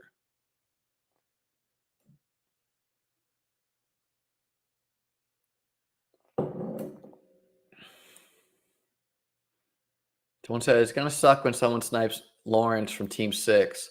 Trick's on you. They just reached on Lawrence. But they do have ETN, Kirk, Brian Thomas. I mean, maybe this is his ADP, but I doubt it.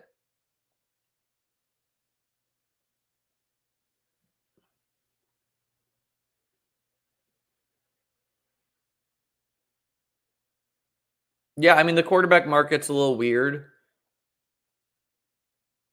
You have the big six who usually go by round 5, most of them by round 4.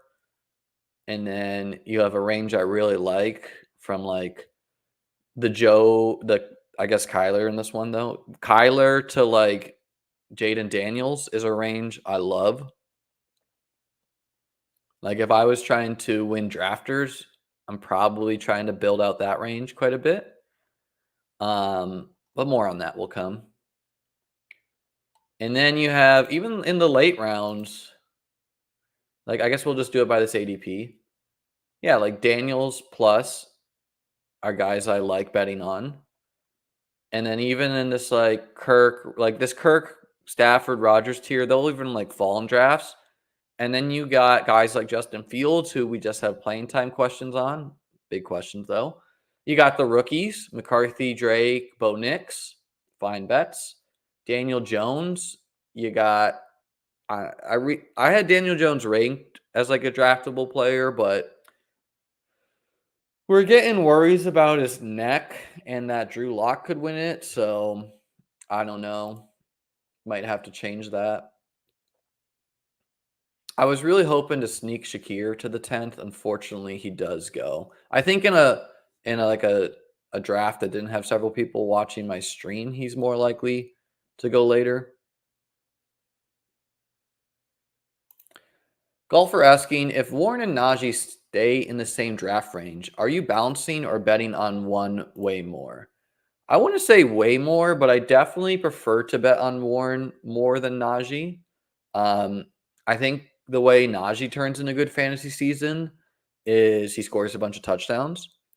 And I think the way Warren has a good fantasy season is he's explosive. He gets the ball. He gets some red zone work. He scores long touchdowns. He catches passes. Um, so yeah, I just kind of like the bet of Warren more, but maybe like 2/3, 1/3 type of bet. I'm also comfortable like if Najee falls in the end zone 3 times week 17, good game. Sometimes you just gotta be okay to lose. Okay.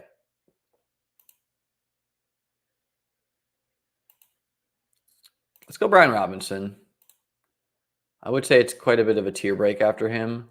Pretty deep, for not getting my first running back until round 8. Pretty decent collection. Zamir, Warren, and Robinson. What impact do you think Giants drafting Neighbors has on Slayton? I mean, I have Slayton ranked decently high enough where, like, he doesn't go drafted that much. I was really hoping I could get Lockett too, but we didn't.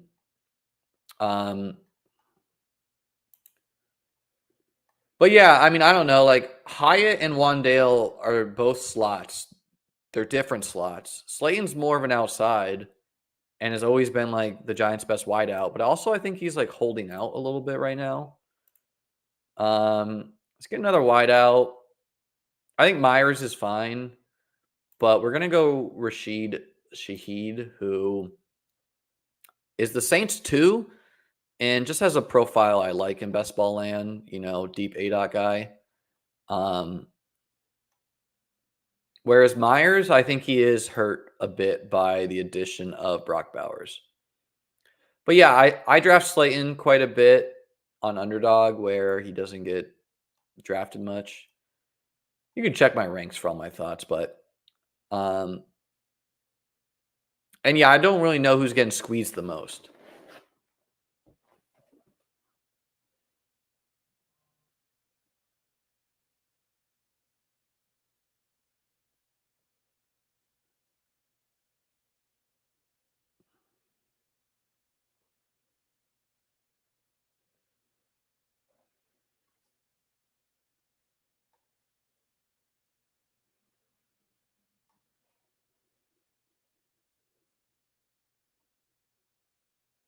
I also think a Josh and Joe pairing won't be that common.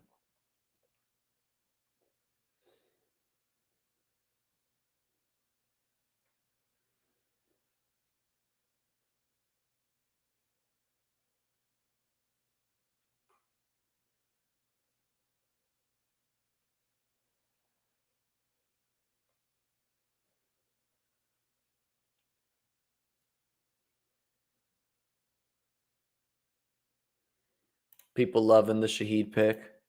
Yeah, he's an easy click. He's like not that different compared to Brandon Cooks, just he's younger.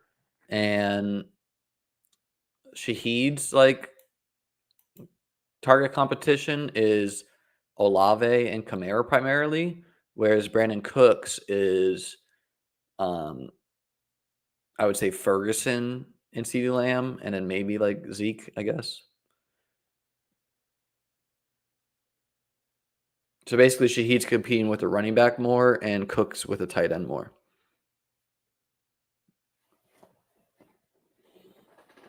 I do wish I wasn't sick on launch day. I would have probably drafted 10 of these DK teams, just trying to take advantage of ADPs. But it is what it is.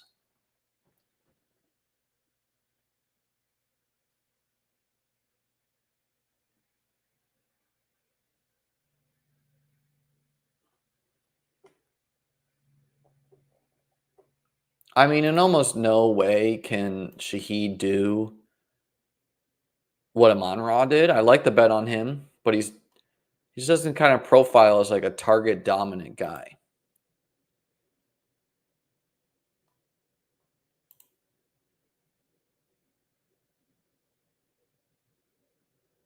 So yeah, we can see this draft was pretty running back heavy. So I think it's a good time to build out our wideout room. Although not the most inspiring group of players there either.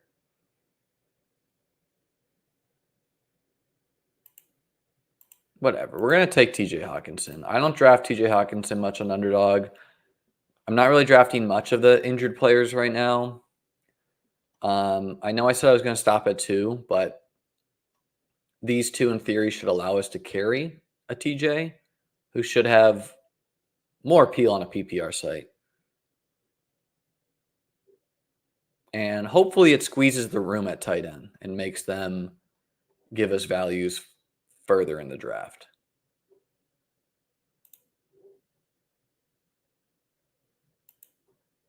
Troy Franklin remains like one of the worst ADPs to me.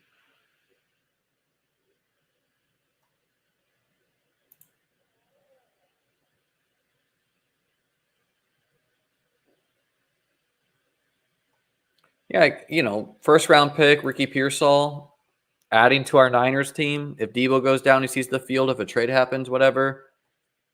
It seems like there's worse picks to make in the 13th round. I'm taking a piss, gang, and I'll be right back. In the meantime, please subscribe or like the video or whatever.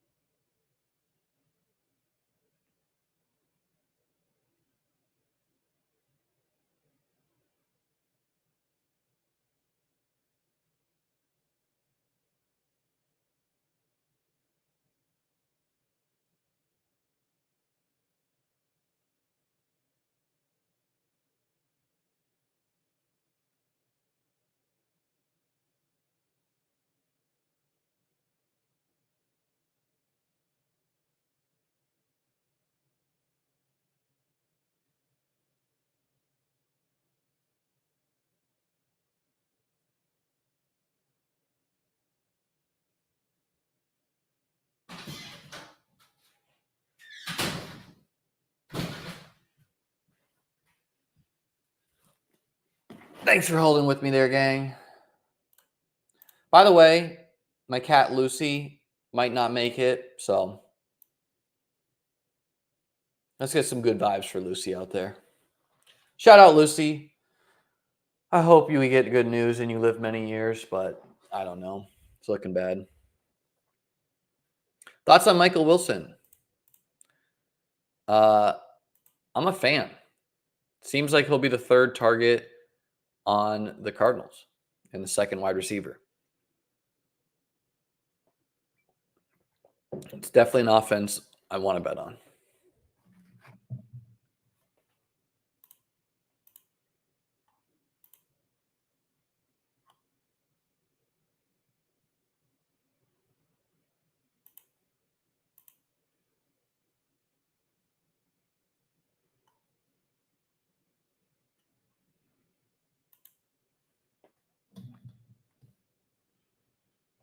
So you're seeing kind of those quarterback dynamics where like a Will Levis, Deshaun Watson, they go like the 16th round on underdog. Is Benson not in the player pool? Oh my God, that'd be annoying if he's not. He's in there. That would be like a big miss. Like how you miss a second round pick. Yeah, using the search button is generally helpful for that.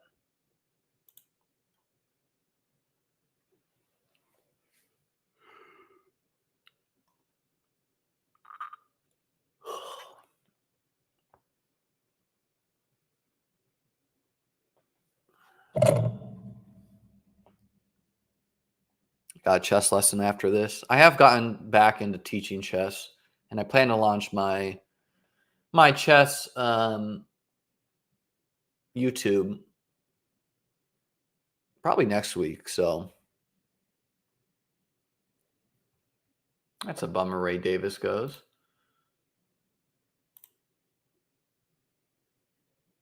Wow, Marshawn Lloyd, what you doing down here? That's a smash pick for sure. That's a bad ADP. But yeah.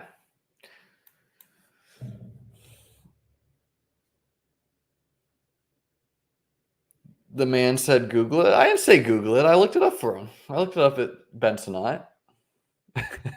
I guess you're saying I said Google it by telling him about the search bar.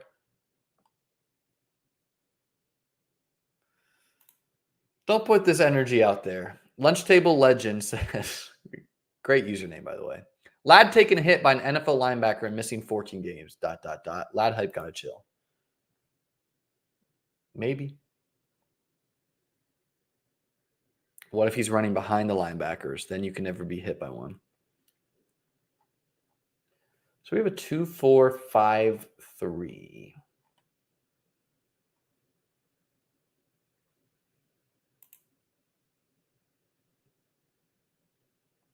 Yeah, and Burton, an easy pick to add.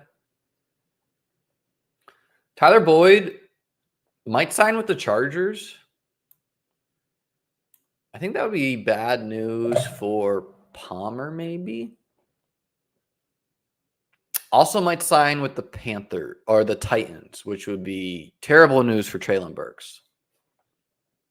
Like the hope for Treylon Burks right now is that he plays big slot. And if they sign Tyler Boyd,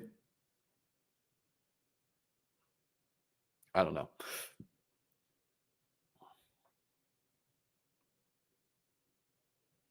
Yeah, so my 12th round pick, whatever, but these later rounds is when these types of things are won. And so getting like a Marshawn Lloyd 14th round, that is a smash. A rookie wideout selected to the Bengals, that feels good. In the 15th. What round did Burton go again? I think the 3rd, but maybe the 4th.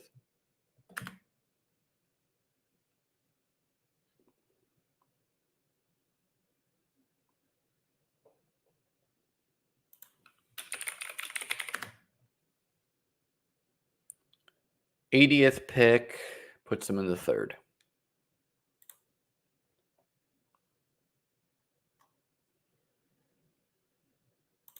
So our team is Josh Allen, Zamir White, Jalen Warren, Jamar Chase, Deebo Samuel, Zay Flowers, Kincaid and Kittle, Joe Burrow, Brian Robinson, Rashid Shaheed, TJ Hockenson, Ricky Pearsall, Marshawn Lloyd, Jermaine Burton.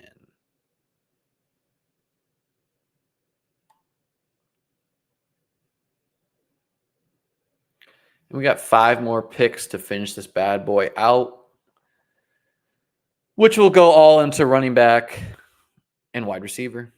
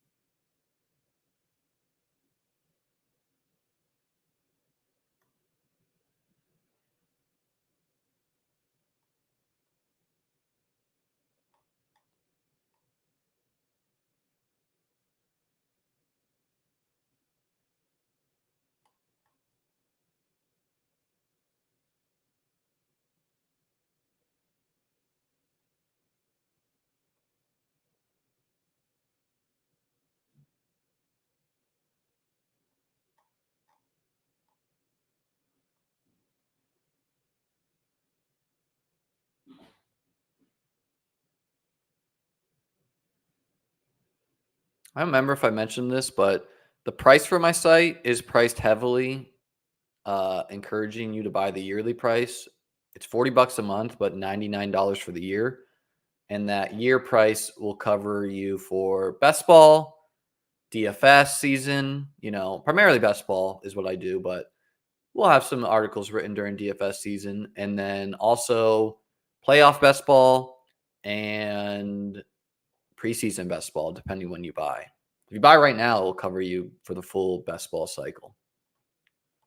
Pretty great deal for $99 for the year. I priced it so that if you were doing I don't know, $200 worth of drafts, I'm hoping I provide value still.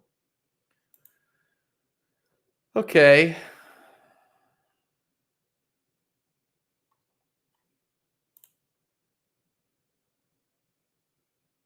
Let's draft Douglas. I was real into Douglas in the big board. Not stoked with how many wideouts the Pats selected. But, Douglas we've seen be an NFL wide receiver, in the slot. And so the hope is that he just holds that down.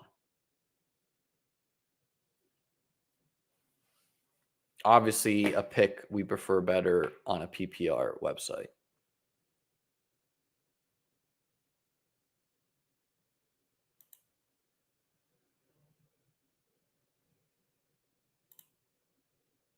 Okay.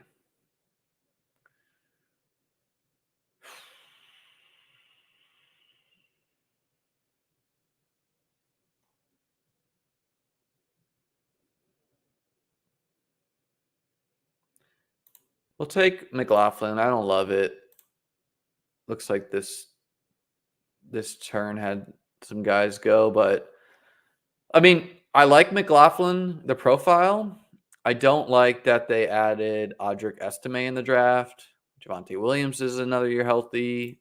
I think they even added another running back. So it's getting crowded on a not good team, but we know McLaughlin's explosive at a minimum.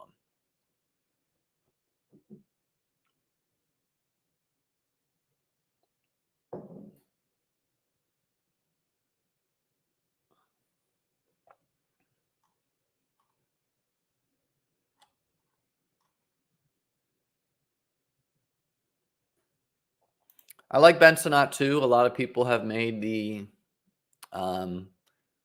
Laporta possibility connection, myself included. I would not say he has no target competition, though. Terry's there. Yeah, Dotson's not stiff competition.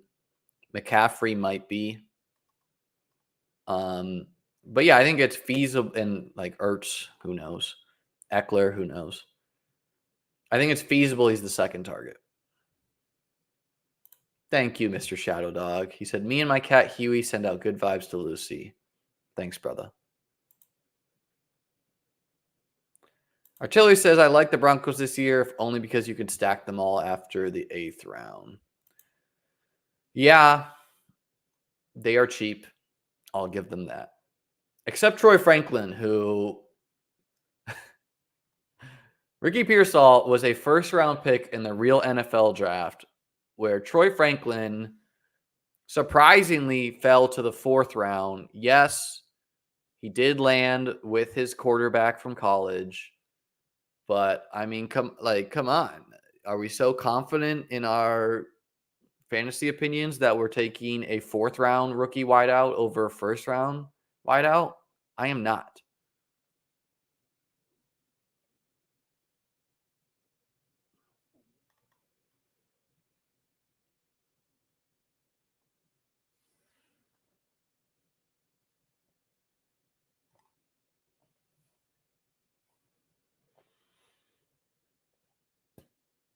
Oh man, Taysom Hill's a tight end on this site. Here we go again. Taysom Hill, QB, FFPC, unless they list him as a tight end on their final roster, in which case they will change it, I guess. Maybe. QB on Underdog, tight end on Drafters, tight end on DraftKings.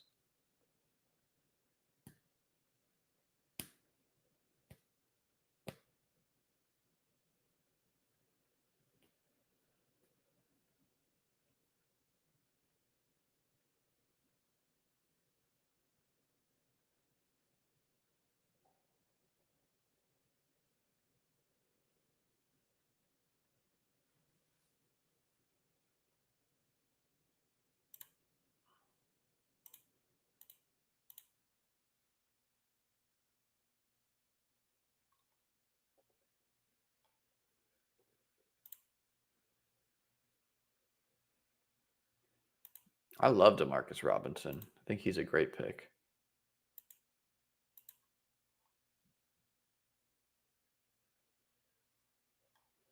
Might stop there at wideout too. Because I got the 3 guys I know I'm getting production from. Chase Samuel, Flowers. Shaheed, I know I'm going to get some weeks from. Pearsall, possibly he doesn't see the field, but first round picks generally do. Even if he is just competing with, I can't even remember the guy's name. And then, if an injury happens to anyone, he's in there. Douglas, hoping he's the slot. Burton, we're hoping he sees the field. Demarcus Robinson, wide receiver 3.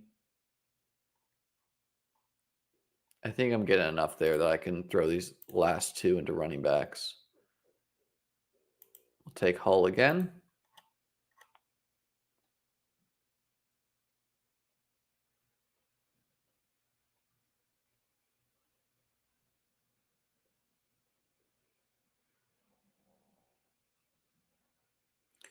Not an NBA guy, Ben, but I'll go with the Celtics. Why not?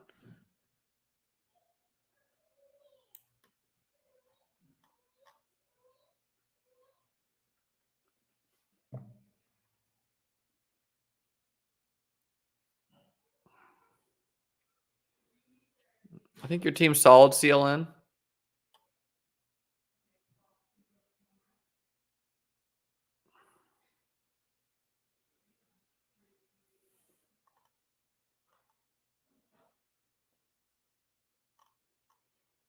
Maybe you could have reached on Burrow over Ken Walker, but I like Ken Walker.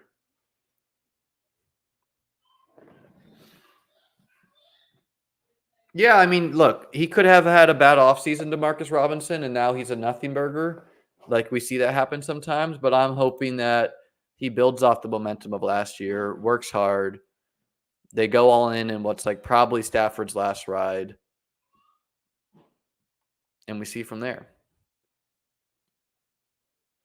I heard San Francisco could save money by waiting until June 1st to trade Debo. Well, So, there was this rumor that the Bills and Patriots inquired about Debo, and the Bills are getting about $10 million in cap space in June as well because of Trey White's release, which they designate as a post-June release. So if that's true, could be a bill.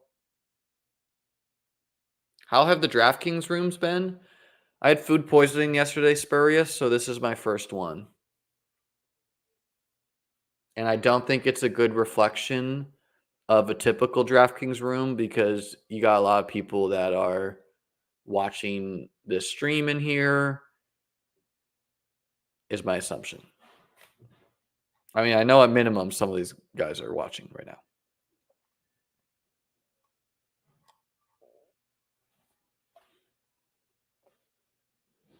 You mentioned Lloyd's ADP is wrong. Well, he should be going more. He should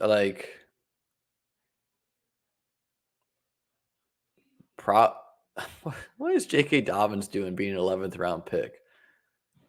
I would take Lloyd over Wright. I would take Lloyd over J.K. Dobbins. I would take Lloyd over Gibson. I would take Lloyd over Kendre Miller. I would take Lloyd over Ty Chandler. I would take Lloyd over Khalil Herbert. I would take Lloyd over Chuba. I would take Lloyd close to Corum.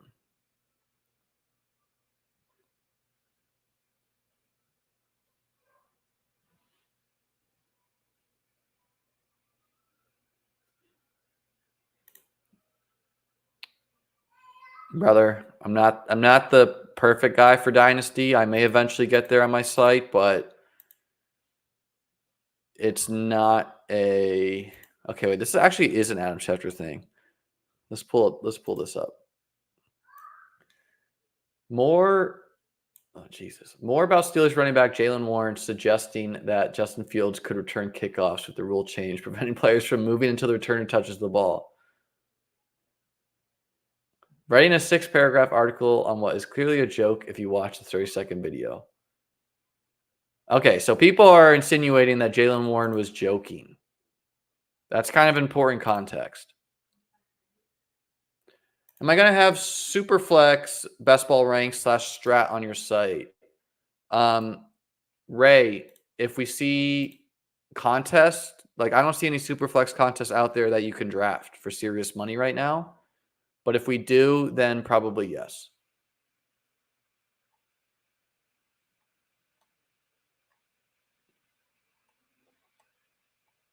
I would say in general, though, even if there is Superflex right now, you could just apply my rankings to Superflex, but just move up the quarterbacks. But, I'll remove that guesswork for you if we actually get contests. All right, let's go with my guy, Rasheen Ali, there to end. Ravens rookie, hoping that he gets that job. So we end our first DK Millie with Chase, Debo, Josh Allen, Zay Flowers, Kincaid Kittle, Joe Burrow, Zamir White, Jalen Warren, Brian Robinson Jr., Rashid Shaheed, TJ Hawkinson, Ricky Pearsall, Marshawn Lloyd, Jay Burton, Demario Douglas, McLaughlin, Demarcus Robinson, Evan Hull, and Rasheen Ali. Hope you guys have a wonderful day. Thanks for checking in. Thank you for all who sign up for my site. There is a free option, but if you want to be a winner this year, you should consider being a paid option. Peace out. I'll have another stream tomorrow. Peace.